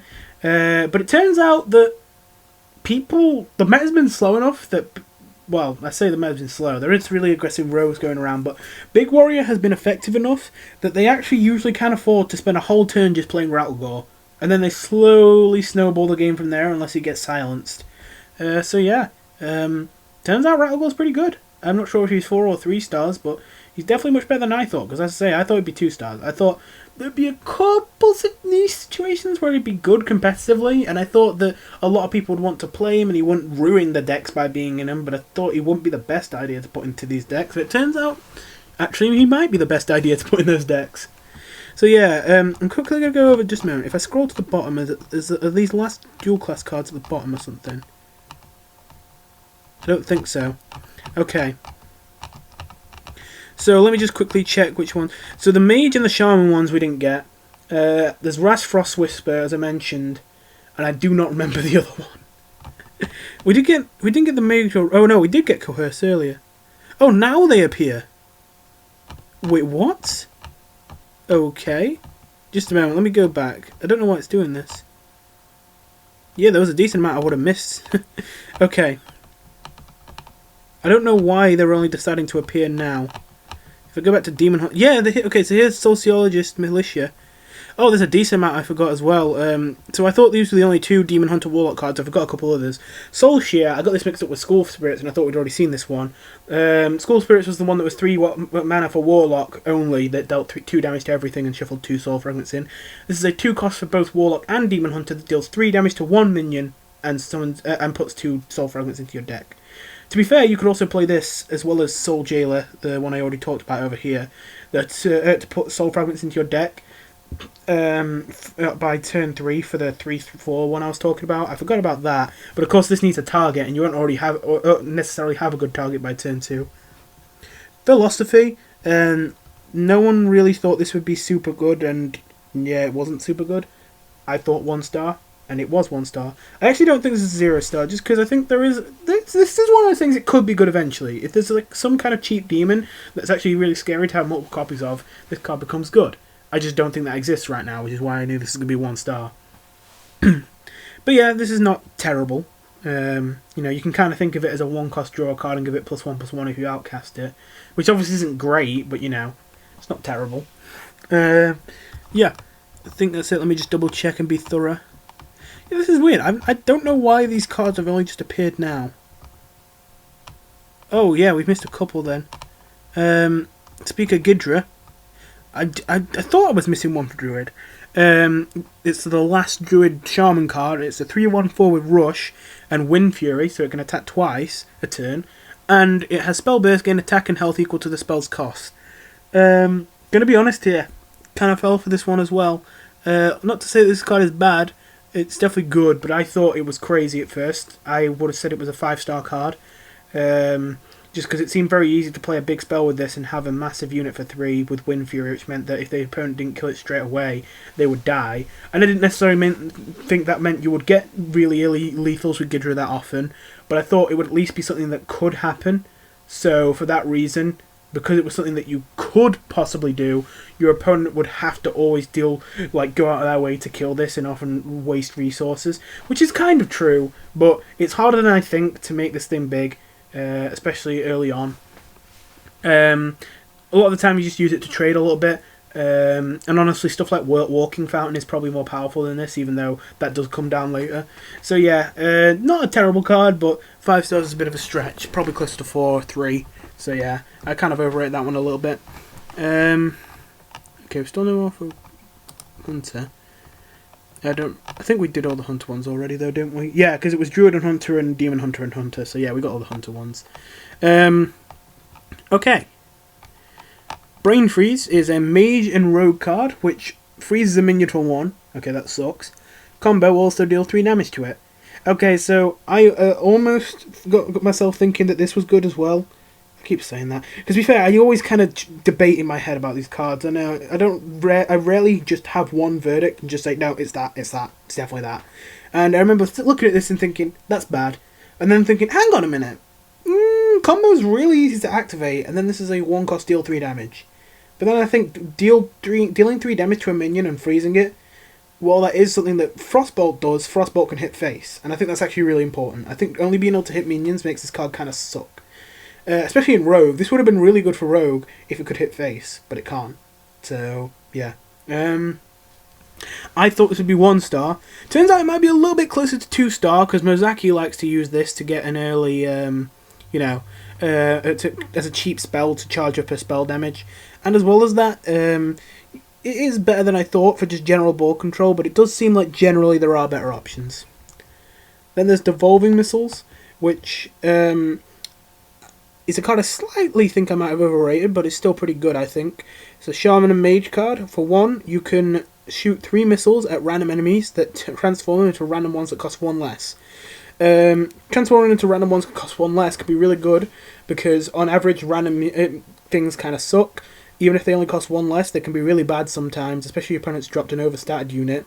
And on top of that, I think they can deal with death rattles and permanent effects and all that would usually be very disruptive by not even killing the unit, but just changing it into something else, which just completely negates its abilities. It kind of sucks that the targets are random, but overall, I thought on average this card would be really strong, and I was half right. I think this is probably around 4 stars, maybe 3. But I'd lean towards 4 stars right now. But what I thought before is that it would be 5 stars. I thought this would be a mainstay in every Mage and Shaman deck. Just because I thought, well, if they got a taunt, just devolve it. It's basically like killing it. Oh, they got a rattle gore. Oh, well, there goes its death rattle. It's not going to keep coming back over and over again now. You know, I kind of just thought it would be a magical solution to everything card that only costs 1. And, you know, it almost kind of is that strong, but, you know, it was just surprising the amount of times that you devolve something and accidentally make it stronger. Which I knew could happen, but I just didn't think it would happen as often as it seems to. Then there's Primordial Studies, which is the Shaman Mage study. Discover a spell. Discover a spell damage minion. Your next one costs 1 less. I thought this would be 2 stars, and it was 2 stars, I would say, probably. Just because I kind of thought this would be one of the better ones, because it would be because spell damage minions are usually the problem with them is that they're expensive, so you can't combo them with too many spells to get an early kill on your opponent, whereas with this you can obviously reduce the cost of them by 1. It helps with combos and stuff like that, and of course spell damage minions is something you could actually realistically want to discover. So yeah, like, the thing is that there aren't many good spell damage minions, but if you need spell damage, you need a spell damage minion. So, like, whereas with other ones where it's like, oh, there are too many bad ones, no matter what you get, even if you pick the best spell damage minions, they're probably not going to be that good. I know this sounds kind of dumb, but because of that, it means that discovering them, getting 3 different picks of ones that are probably all going to be around the same quality, it means that, honestly, it's probably not that bad. Then there's One Teeth, 1/1/2. Combo Discover a Mage spell. Quite simply, combo is super easy to activate, and I think a 1-cost thing that discovers a spell is with a 1/2 stat line is really good. So I thought it'd be 5 stars. I don't know if this is exactly 5 stars. That might have been a little bit much, but I definitely think it's at least 4, maybe 5. Yeah, not much to say about this. It's a 1-drop that gives you more fuel. It's really good to get in the late game. It's decent on the first couple turns. So yeah. Trick Totem.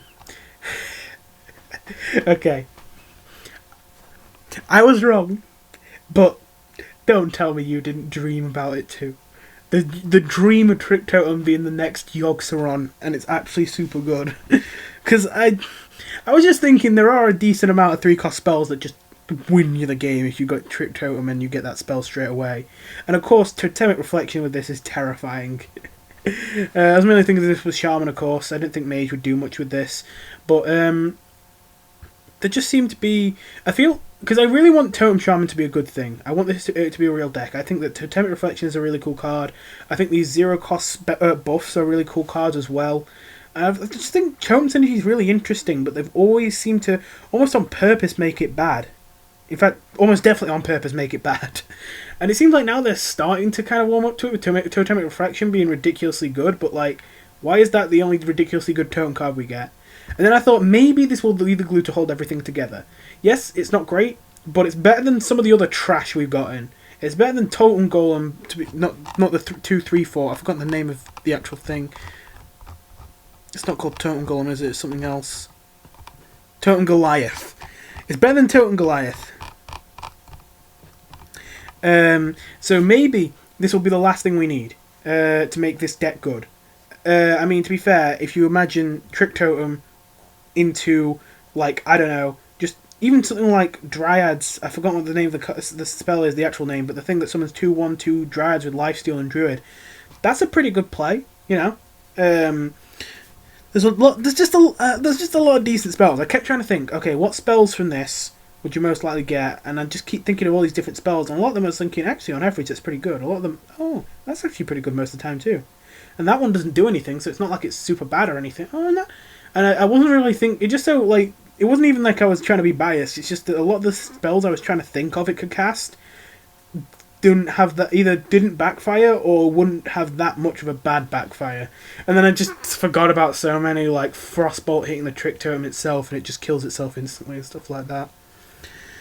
So yeah, I thought this was 3 stars and it's actually probably 1 star, maybe 2, because although it's overall on average pretty weak, it is so swingy that it can just get you an automatic win. And any kind of aggressive early game card that can do that is probably hard to call 1 star. So maybe 2 stars, but yeah, probably 1 star. Anyway, Potional Evolution. I instantly knew this would be good for combo decks, and I knew that Mazaki was obviously a thing, so I saw this. And I thought, yeah, probably 4 stars. I would have said 3 because I don't think these combo decks are going to be super good. But the fact that it goes in so many of them and could even go into some decks that aren't even combos means that I think it's probably 4 stars. Yeah, very efficient. You just get one copy of every minion on the board to your hand, and they all cost 1. And it's in Mage and Rogue, which is something useful for both of them. Yeah. This has also been used with, I've got the name of it, Tortolan Pilgrim. The 8 cost which discovers a unit which discovers a spell from your deck and casts it on random targets. Obviously this doesn't need to be targeted, so you'll always get the same outcome, and you can go infinite with this. And some people have done that with stuff like Desert Obelisk, to do OTKs with that and all that. So that's another combo I didn't even think about with this that people have been doing. So yeah, I would say I expected it to be about 4 stars, and I would say maybe 3 stars, but probably 4 stars. Yeah, is probably what it is. It might be lower on the lower end just because I've seen it played a lot, but to be fair, a lot of the things I've seen it played in are kind of meme combo decks. But then, they're meme combo decks that are winning. But then are they just winning now because it's still early days of the expansion? So that's why I'm a little bit unsure, but yeah. Genders Barov, apparently a decent amount of people thought she would be bad. Turns out she's pretty decent. I thought she would be 3 stars. She's probably close to about 4 stars. So you'd say 5/2/1. You get to summon 2 random 5 cost minions and pick one of them secretly that dies when your opponent deals any amount of damage to it. Your opponent won't know which one it is until he hits it. And as well as that, you can do a bamboozle. Like, you may think, obviously, if you get like a 4/4 and a 4/5, you should pick the 4/4 to die in one hit. However, obviously, if your opponent thinks for sure that you pick the 4/4, you should pick the 4/5, so that they trade something in, like a 1/4 into the 4/4, thinking it's going to kill it, and then it doesn't. You know, you can do mind games like that. That's kind of the idea with this card. And that's why it's in Mage and Rogue. So yeah. But the main point of this card isn't the mind games, but just the fact that it is a lot of stats. It's a lot of stats for 5. On average, at least. And if those minions have, like, good passives, like, they still act like normal minions, even if one of them dies instantly in a hit. It's not just their stats, it's not like they're silenced or anything, they still have their abilities. So yeah, on average, you should get some pretty good stuff from this. Because of that, and because sometimes it could even get really big stuff, and you can get way above average stuff from this, due to all those factors, it means that this is a very good card for aggressive decks as a top end, or as mid-range decks, which is generally more fuel for the deck. Usually these things that are just stats are kind of bad, but this is a 5 cost card, and 5 again I think is the last term where you can still say that stats, just pure stats, matter if they're really good stats, and this is really good stats, so yeah, it matters. And it matters more because again it works really well as top end for aggro rogue, which doesn't really run any 5-drops except this. 5 is usually the turn they start really killing you, so yeah. And there's Ras Frost Whisperer, who was already talking about. I expected him to be 4 stars, and I'd say he is 4 stars. So yeah, that's all these covered, yeah. I didn't miss any here, did I? These were all loaded in. These are all loaded in. Okay, so these cards weren't here before, and then they magically appeared. These are the Rogue and Warrior ones. 3-cost Coerce is a spell. Destroy a damaged minion. So it's like an Execute, except it costs 3, and you can play it in Rogue as well as Warrior. But then if you combo it, you can destroy any minion. Yeah, I thought this would be 5 stars, and I think it is 5 stars. Still now the expansions come out. Because, well, quite simply, 3 cost to kill a minion. Combo is really easy to activate, even if you can't activate it. Execution is really, really good at 2, and honestly, considering it used to cost 1 and got nerfed to 2 and it didn't really change how popular the card was, I don't think making it cost 3 would change that much either. Although, I think if you made it cost 4, it would start to push it. But, yeah, so I think that this card is decent even without the combo. Well, it's alright without the combo. It's playable competitively without the combo, and with the combo, it's way above average. So yeah, I thought it'd be 5 stars, and I'd say it is 5 stars because Rogues are running it, who are doing really well with their aggressive stuff, and Warriors are running it, who are doing really well with their big stuff. So yeah. Steel Dancer, 4/4/4, Battlecry, summon a random minion with cost equal to your weapon's attack.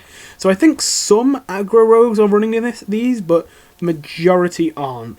So based on that, I'm going to say that this card is probably...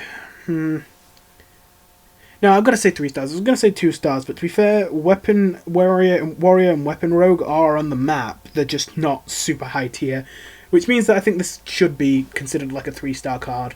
So yeah, I thought this would probably be 4 stars. This just seemed really good, like a really good deal. A 4/4 with another minion, which that minion's probably going to be a bit more than a 1/1, and even if it's just a 1/1, then this is overstatted. And all you need is a weapon equipped. Where in Rogue, you can constantly equip weapons with your hero power, so at the very least you're going to get a random 1-drop. And with Vulpera Scoundrel, making pretty easy to get a 3-drop as well. And then, of course, you've got good weapons like Hooked Scimitar and Self-Sharpening Sword, which means you've got a decent chance of getting a 3-drop or a 4-drop. So yeah. And then in Warrior, of course, you've got much bigger weapons, so you can go more high-roller with this card as well. So yeah, I thought this would be really good. It's definitely not terrible, but it's not as good as I thought. Just because the weapon archetype isn't as good as I thought. Cutting Class. I'm just going to be straight with you on this. I overrated this one, and I honestly don't even know why I did. I just kind of had it in my head that, hey, it's not that hard to make this cost 2, and then it's a 2-draw-2, and then that's pretty good. And then I thought that was all I really need to kind of say, hey, this card is 4 stars. And it might be 4 stars, but I think it's probably closer to 3 stars, like Steel Dancer. Yeah, 3 stars. Just because a 2-draw-2 is definitely good enough, but it's not, like, crazy good. And I kind of had it in my mind that a 2-draw-2 was crazy good, and I don't know why. Because I've never really thought that. I don't know, I just kind of thought, look how easy it is to make it a 2-draw-2, and that means the card is good, right? I don't know. I don't even know why I kind of got myself locked in that. But yeah, because there's a decent amount of 3-attack weapons that are pretty cheap, and of course there's the whole thing I already mentioned of Rogue with the weapon, the dagger, and then the Vulpera Scoundrel. Again. And yeah, that's another thing, the Vulpera Scoundrel I thought was going to be especially good. Oh no, why am I saying Scoundrel? Oh, Vulpera Scoundrel is the one that discovers something. Vulpera Toxin Blade is this one. Yeah, so yeah, because of that, I thought this card was going to be way better, and then I kind of realised afterwards, oh, actually, now I think about it, it's not as good as I think. Now, to be fair, I thought that before I even really saw people playing it, but to be fair, the expansion had already released at that point, so I don't really want to lie and say that I thought that before the expansion, so yeah.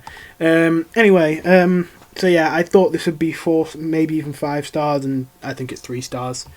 And finally, Dr. Krasnov, who I also think is 3 stars, I thought would be 4 stars. I almost thought 5, but then I thought, because I was thinking to myself, wow, a 5/4/4 rush that gives your weapons +1 attack and +1 durability when you attack with it. That's crazy, is what I was thinking. But then, because what I was thinking was, even if you attack with this once, this is still really good.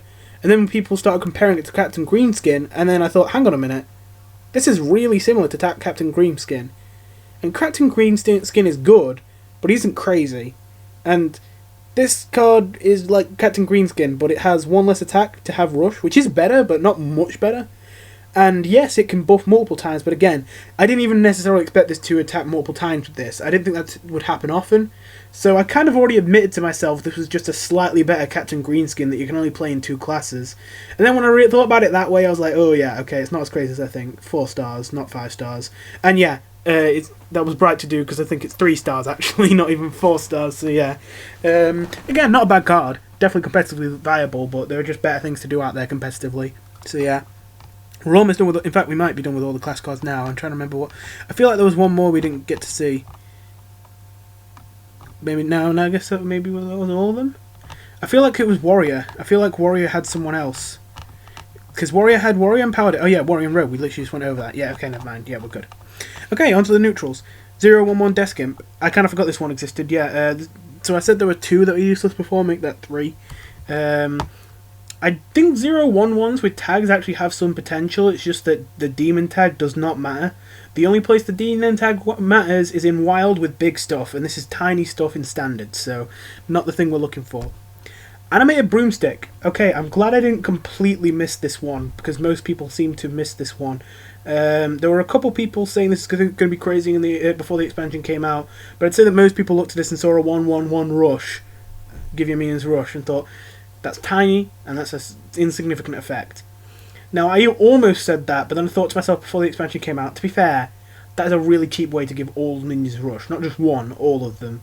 If you need a card, if you have a card that's expensive and good, but it doesn't do anything straight away, and you need it to do something straight away, you would run this card with it to make it instantly attack, just to give that little extra burst of board control, so that you can play this card without ruining your game. Stuff like Rattlegore. I don't think I've necessarily seen people play this with Rattlegore specifically. No, that I haven't, because yeah, Big Warrior can't run this because it would ruin the deck. But you know, I guess a Control Warrior could technically run this with Rattlegore.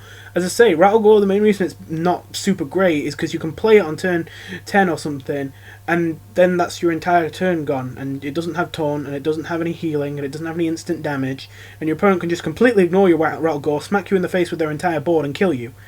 Whereas with this, you can play the Rattlegore, and then play this, and give the Rattlegore rush, and then smash into whatever the biggest attacker is, and now they probably don't have enough damage to kill you, so they have to deal with the Rattlegore instead. And then they're playing the game that you want them to, because now they're buying into the late game where you're probably going to win. So yeah, this card, I realised that. I didn't think that was enough to make it super good though. I thought that would just make it nichely competitive, so I thought it was 2 stars. Now this expansion's come out, this actually seems like a relatively popular card. And I was going to say 3 stars, but honestly, the longer this expansion's been out, the more I've seen people playing this card, and the more I've actually seen it doing well. So it might even end up being 4 stars. I've got to say, even I'm surprised with this one, even after I was kind of giving it more credit than I saw most people giving it. And again, shout outs to those few people who were saying that this card was going to be really, really good. Yeah, you were right. Intrepid Initiate.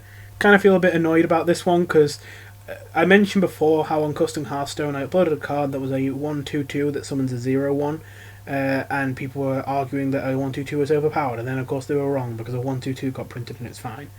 I think I shouldn't have, but I think I kind of let that get to my head when I was thinking about this one, and I had a moment where I was like, this seems pretty good, and then I was like, no. It's a 1/3/2 at best. And it's a conditional 1/3/2. And I honestly don't think a 1/3/2 is even that crazy. We've seen a 1/2/2 is completely balanced, so a 1/3/2 is probably good, but not that good. And yeah, it's an easy condition to meet, but it's still a condition to meet. So yeah, I don't know about this one. Well, it turns out a 1/3/2 is good enough, and this is a super easy condition to meet to cast any spell to give it +2 attack. So yeah, it turns out this is actually a pretty good card. 3, maybe even 4 stars, and I was thinking more 2 stars. So yeah, I was wrong about that one. Oh, and Penflinger. I gotta say, I was very wrong about Penflinger. Okay, so here's the thing. I looked at this card, and I was thinking to myself, I would love it if this was used in like aggro or control, but I know where this is going to be used. I know this is going to be used as an OTK combo. And it's going to be a complete meme OTK too, because you'd have to literally play this 30 times in one turn. And I was thinking to myself, God, I'm going to hate this card, but at least it's going to suck. And I thought it was going to be 0 stars. Well, no, I'd say 1 star because I realised it was at least a better Elven Archer. So yeah, that's what I thought. Turns out I was wrong. It turns out that Battlecry Shaman, I didn't even think about Battlecry Shaman, was very happy to use this. And it turns out Control Warrior can use this, and it's actually pretty decent. And I think some rogues run this. It's surprising. This thing just kind of pops up everywhere. There's like a variant of basically every deck that runs Pen Flicker, and it's actually kind of decent. So for that reason, it's probably, I don't want to say 4, but at the same time, it might be 4 stars. So yeah, I was really off on that one. Sphere of Sapience. It's a 1-cost legendary weapon for neutral, the first neutral weapon ever. At the start of your turn, look at the top card of. Look at your top card. That's a bit weird. I guess that's to keep it down text. Basically, you get to look at the top card of your deck, and you can put it on the bottom. But if you do, the weapon loses 1 durability. So you can do it 4 times. You can put the top card of your deck on the bottom 4 times. So yeah, that way you can look through your deck for the cards you want. So yeah, I thought this would be 3 stars, and I think that's about right. I think that combo decks want it, and nothing else wants it, really. I'm going to say, yeah, combo decks want it, and nothing else wants it. And I didn't think any combo decks would be super high tiers, but they would all still be on the competitive, like on the radar for competitive decks. So 3 stars, and I think that's been about right. I think there was. I'm trying to remember. I'm pretty sure I saw one deck that wasn't a combo deck running this, but I don't remember if it was a competitive deck or not. So yeah, that's nagging me. Tour Guide. This is one I'm actually pretty happy about because there's obviously a lot of controversy about this. It seemed like everyone either thought this card was trash or the next Kobold Librarian. So it was either 1 star or 5 stars. I was thinking 3 stars. I was thinking that this is Kobold Librarian for for Warlock. But it's not as good as Kobold Librarian because, of course, Kobold Librarian didn't actually use your hero power. So, that meant you could tap and Kobold Librarian, which actually is a big deal. Which meant that Tour Guide isn't crazy, but it's still probably good, because still a 1/1/1 draw a card, which this is a decent amount of time, even though it have to do 2 damage to you, is still pretty good. So, yeah, that's kind of what I thought about it in Warlock. In Hunter I was a little bit more skeptical, but it turns out I was a bit wrong. It was actually good enough. I did see the idea of using Tour Guide to make your hero power cost 0, and then having the Dragonbane, the 4/3/5 legendary that deals 5 damage when you use hero power, so you could have it like much more efficiently combo those. I did think of that, but I didn't think it would be enough, but apparently it is. The main reason I didn't think this would be super crazy in Hunter is because in Hunter you're probably pressing the button almost every turn anyway. So the reason why this seems good is it seems like a Leper Gnome, except it does its Death Rattle as a battle cry instead, which is obviously much better, instant 2 damage. But it's not that, because even if you didn't play this, you still would have paid 2 to use your hero power, and to be honest, you probably have mana left over if you're a Hunter in the late game, because you don't have a late game, you just mash the button until your opponent dies in the late game.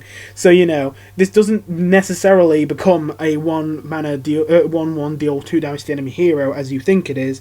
If you were going to use your hero power anyway, if you could just afford to use it anyway, then this is literally just a 1/1/1, which is an absolute dead draw. So yeah, and I didn't think it would fit into many other decks, and to be fair, I don't think he has. I'm trying to think. I feel like I'm forgetting one, but I think I've only seen him in Hunter and Warlock, which makes sense, because I think those are the 2 best hero powers. But I feel like there was one other class that was running it, but I feel like I might just be making that up.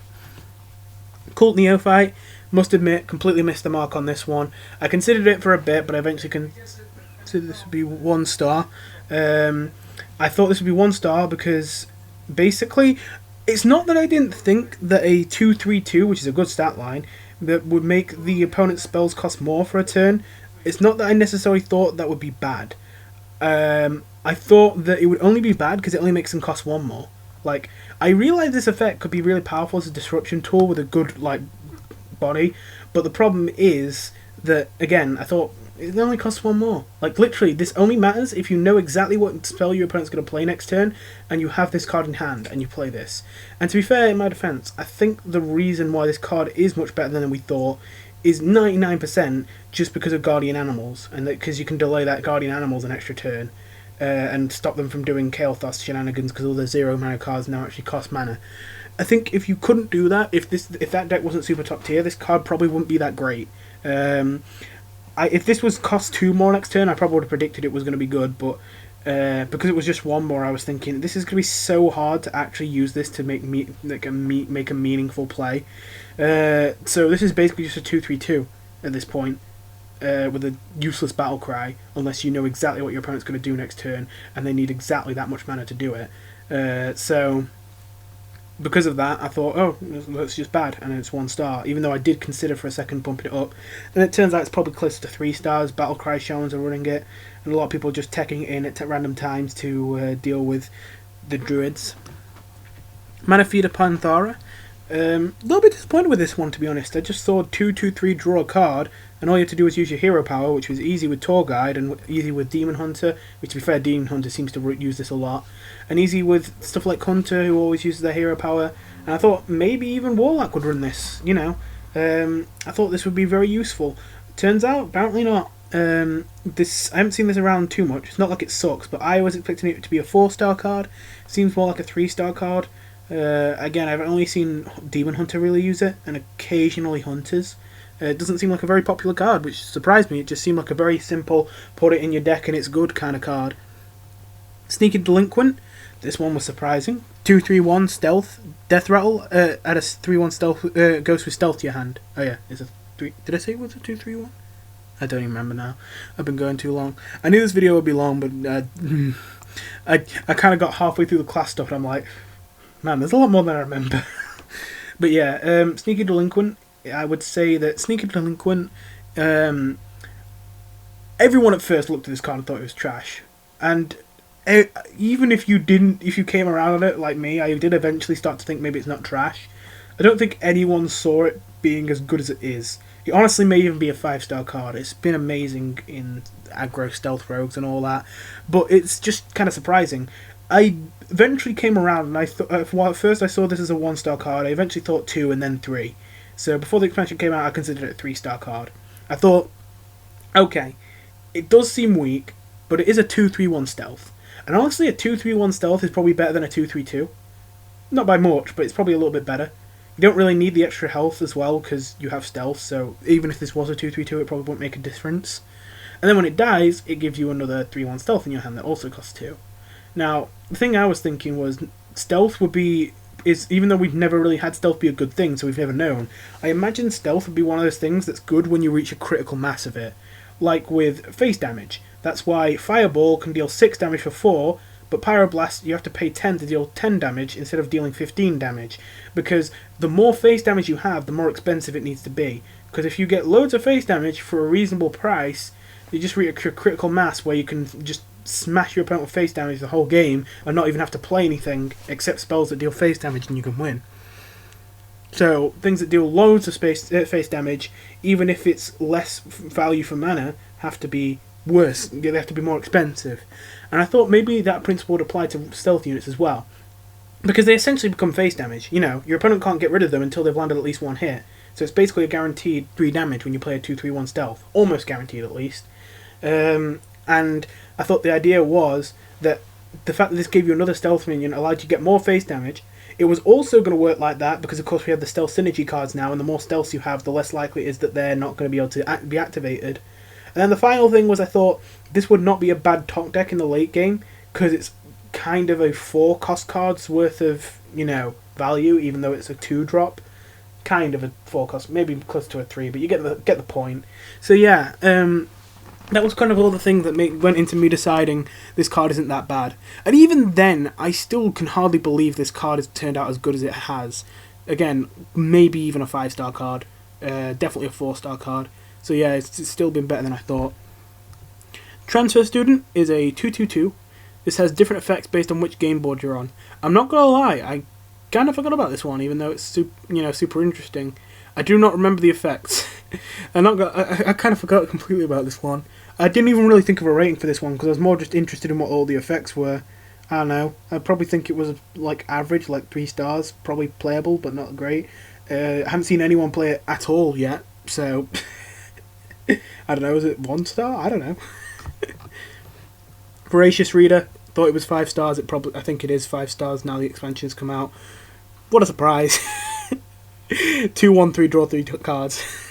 Yeah, turns out being able to draw multiple cards for 2 while also getting a body and only having to empty your hand when aggro wants to empty its hand anyway. Pretty good, pretty good. So yeah, voracious reader, no one's surprised. 1 maker, 2/2/2, Battlecry add a 1-cost spell from your class to your hand. Okay, so when I first saw this card I obviously thought trash. I think a lot of people thought that. But then I thought about it a bit more and I thought, 2/2/2 is a decent stat line. It gives you a card, and a 2/2/2 draw card would be pretty good. Now, of course, it's not as good as getting a card, but it's a 1-cost spell, which a random 1-cost spell would probably be bad, but it's a random 1-cost spell from your class, which makes it better, because the class cards are better than neutral. Well, I just realised there's no neutral spells, but still. Thingy. So, because of that, I was starting to think, okay, maybe. And now we have all these spell burst things, like, 1-cost spells would actually be pretty useful. And it started to kind of come together, and I thought, I feel like there's enough decks that want cheap spells, that also want, you know, things to play early on, and that also don't want to run out of cards. That this card, although it seems pretty weak, could actually come out as a decent card. So, I thought it would be 2 stars, and I think it might even be, in reality, 3 stars now the expansions come out. Mostly because I forgot about Battlecry Shaman, and Battlecry Shaman this seems especially to be good. Educate Alec, I also thought would be 2 stars. I just thought, yes, this seems like a niche effect. However, it does allow games to go infinite, and it's a 3/3/4, which is a good stat line. Turns out, it doesn't really matter that it allows games to go infinite. It's just meh. It's bad. Sorry, no, it's not even meh, it's bad. 1 star, maybe even... Nah, I wouldn't say 0 stars, because, I mean, much later into the game, it will find its place eventually. It's such a weird effect, but yeah. Enchanted Cauldron, I thought this was 1 star, and I think it is 1 star now the expansion's out. I haven't seen really anyone playing it. I would say 0, but I'm not going to lie. I think if there was some way you could get this... Like, if you could get a 10-cost spell with this in a reasonable way somehow, you would have a decent chance of getting stuff like Mind Control, stuff like Yogg's Box and all that, the puzzle box of Yogg's are on. You know, it seems like this could be really, really powerful if you could get 10-cost spells off of it consistently. Obviously you can't, but maybe you can in future. So, I say really powerful. It would be playable. So, I don't know, maybe a 2-star card then, but yeah, for now, definitely 1 star. Rose of Protection, I thought before the expansion it would probably be 2 stars. I thought 2 stars because although I usually wouldn't go for these niche, like, can't be targeted kind of cards, I did kind of think, this is kind of crazy. This is a 3/2/4, so only 1 stat off the average stat line, and it gives all of your minions can't be targeted by spells or hero powers. Like, all of them. Like, not 1, or not for a turn. All of them. Permanently. And then when you also take into account, hey, according to this text, if it's only the minions besides this one, it should probably say your other minions. So I actually haven't seen this card in play yet, but I think it would give itself can't be targeted by spells or hero powers too. Keeping that in mind, if you're against some kind of spell-based control deck, you just absolutely screw them over if you play this card. You just win on the spot. Like, that's crazy if you play this. So, because that's so crazy good against, like, the thing it's teching against, I don't think you could ever rule it out, which is why I predicted 2 stars. But it seems like there isn't really a deck this expansion that wants single target spells that to control the board a whole lot. So because that is, or hero powers. So because that isn't a major problem, this card isn't really probably going to be very needed. However, keep an eye on this card. 2 sets from now or something, there might be some deck that has some really efficient targeted spells, and then you just play this and you just completely destroy that deck. Crimson Hothead. I gotta admit, I was a bit wrong here. I saw this was a dragon, and I saw that it had a decent stat line, a 4/3/6, and I saw it had a spell burst, which would give it taunt and +1 attack. And I was like, okay, this looks like a terrible filler card, like a crappy filler card. But then, it is a dragon, and you do have those really good holding a dragon cards. So, yeah, you know, could work. Turns out it's a little even better than that, because I thought it was to be 2 stars, and actually it seems more like 3 stars. I didn't think a 4/6 taunt was really that good for 4. Turns out, no, it actually kind of is. I know that sounds kind of dumb, but it's just, again, overstated stuff. Like, I've always been disappointed in the past, and I don't really remember any other kind of 4/4/6 kind of stuff ever being impressive to me. And even though I knew this spell burst condition was really easy, I thought it's still a condition, it's still going to hold it back, it's still going to mean it's not going to be that great a card. But actually, you know, turns out it's decent, you know, 4/4/6 keeps you alive, dragon, helps with dragon synergies, very easy to activate the condition, it just slots in as a flex, as a filler kind of thing for a lot of decks. Divine Rager, we all knew this is a 0-star card, what a surprise. For this to be average, not even good, but like average value, you would need to have this take 4 damage from the Divine Shield. Sorry, 3 damage from the Divine Shield, and then hit again, because then it would be a 4/5/4 elemental. That's just to be average, not even good. To be any kind of good, you would probably need this to take 5 damage on the Divine Shield, and then the extra 1. 5. Because I think a 4/5/5 isn't even good. A 4/5/6 is kind of good. So it would need to take at least 5 damage on the Divine Shield and then an extra 1 to kill it. So yeah, this is always trash. It's 0. I thought it would be 0 stars, and I think it still is 0 stars. Fishy Flyer is a 4/4/3 Rush Murloc Death Rattle at a 4/3 Ghost with Rush to your hand. And I didn't know this for a while, but I fortunately now know that the Ghost itself is also a Murloc.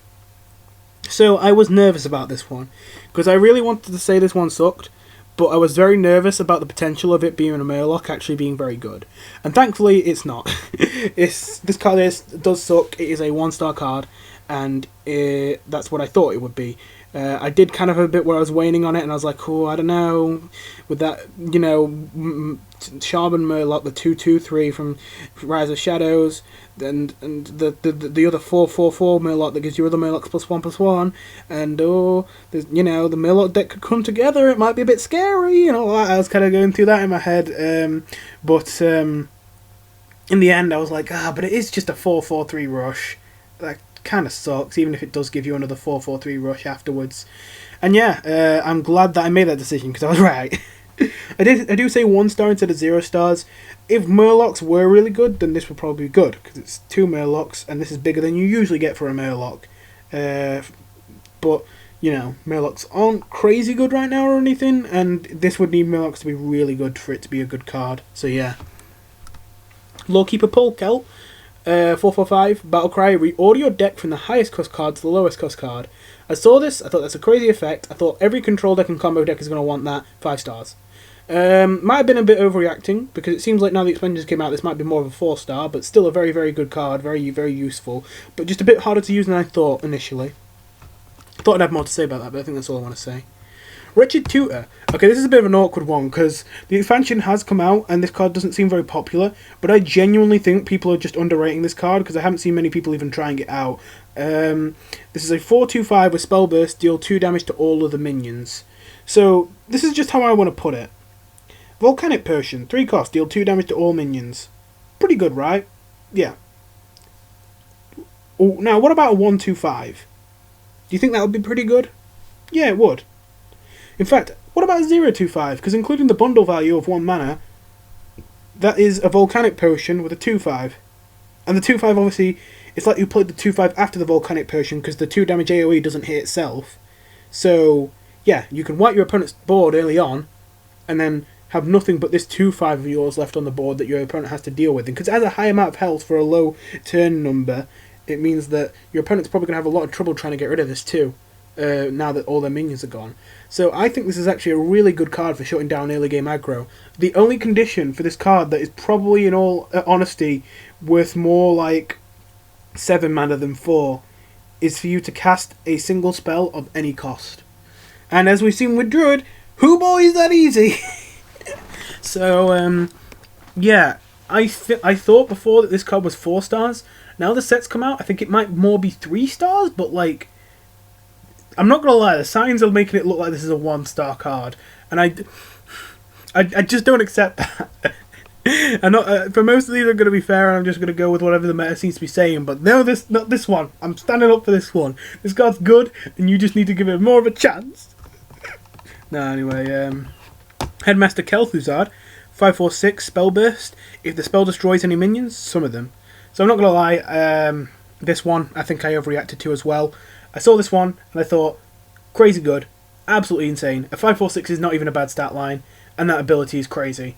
You play this, you kill something, hey, you've stolen your minion. That's gonna be loads more value for you. So I predicted 5 stars. Now the expansion is going to come out, I might say more 4 stars.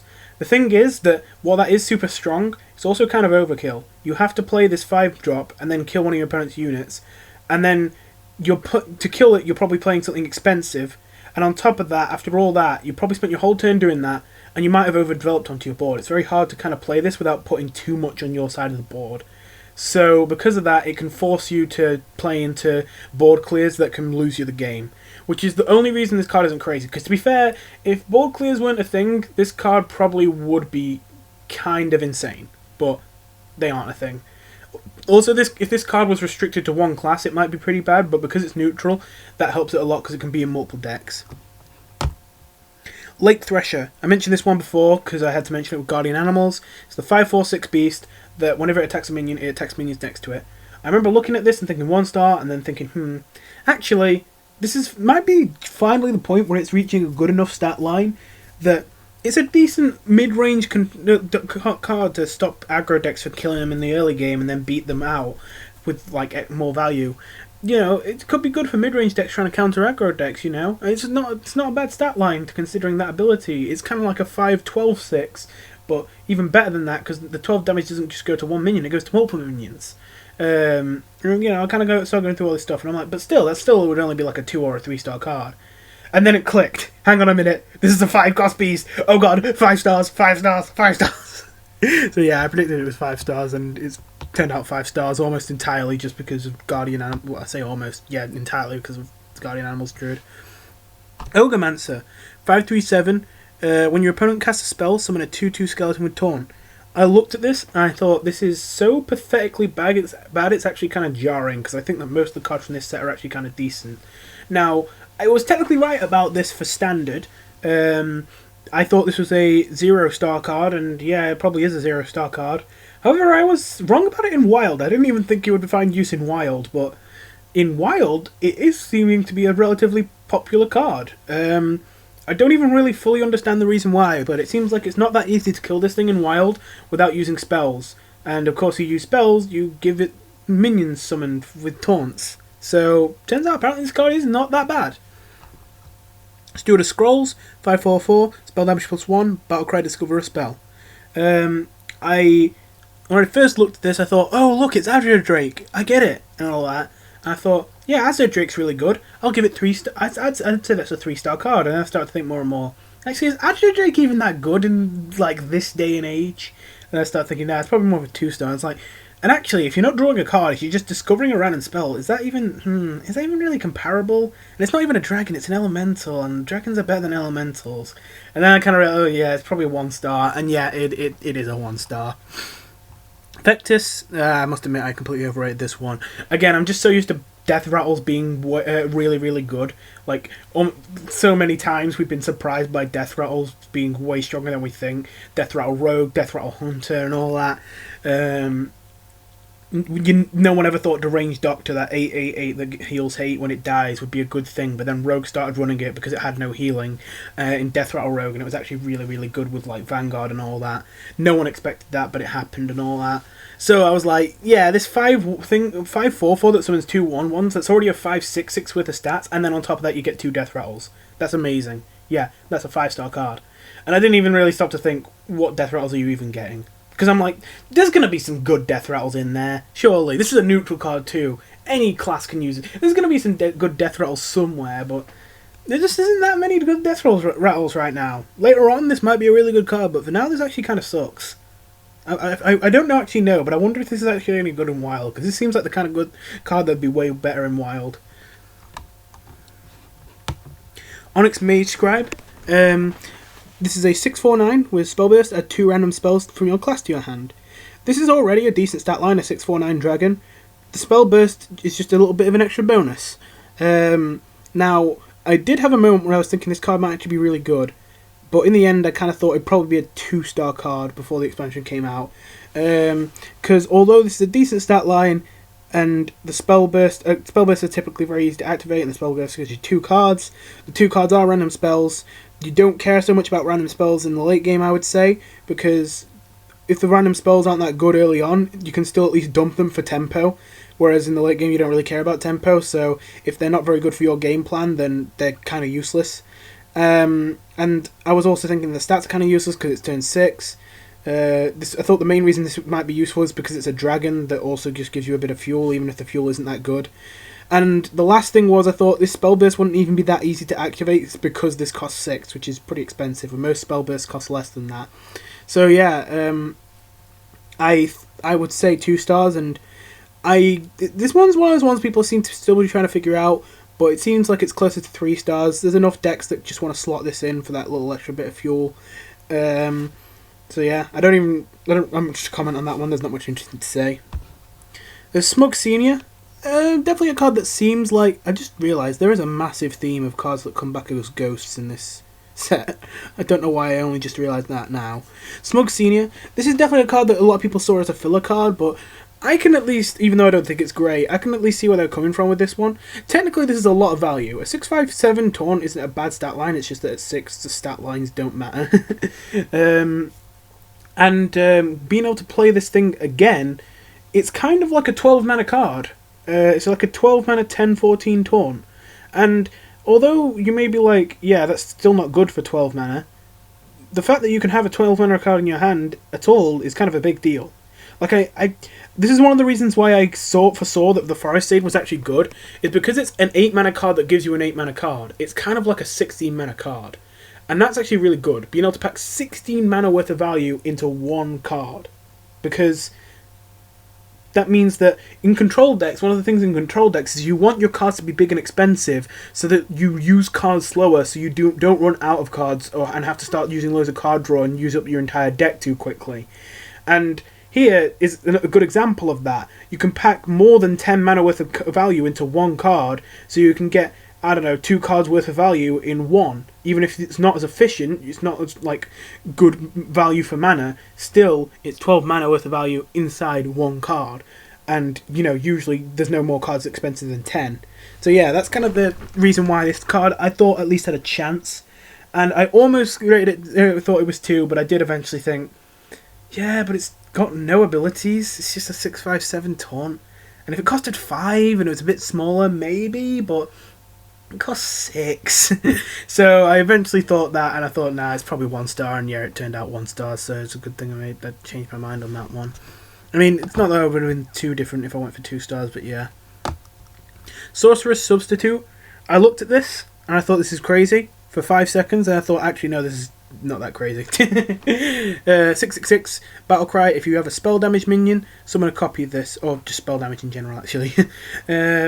So that seems really good. 6/6/6 that becomes a 6/12/12 if you have any kind of spell damage, which usually would be a difficult thing to do, but now we've got much more good spell damage tools in the game. Now it's maybe not that hard to do. Maybe it's actually pretty realistic. Now, I wouldn't say that necessarily that's the reason why this card is bad, is that you can't get the condition fulfilled, but it's just that the condition is awkward to fulfill. You can't have it done whenever you want. And then when you play it, there's another problem. This is not a super expensive card, but a pretty expensive card that also requires you, that also doesn't have taunt or any battle cry or anything like that. It's the same problem as like 8, 9, and 10 cost cards, except this is a 6 cost card, so why does it have that problem? Why is this still a problem for this card? Because usually if it costs like 7 or less, then it's not as bad because you can play taunts and stuff like that with it. Why is this one a problem? Because you have to play spell damages with this. So really, you're probably spending an extra 2 or 3 mana with this already. So this is kind of a 9 cost card if you're getting the 12/12 of it. And you have to find a turn to play that without dying yourself.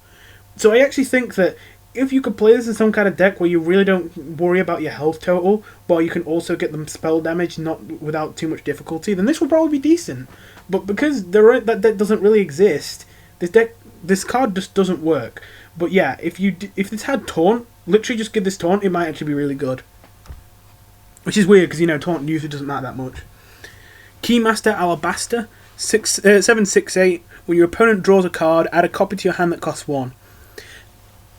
All I thought was, hey, this is a 7/6/8, draw 1 in the worst case scenario, and that 1 gets to reduced cost to 1.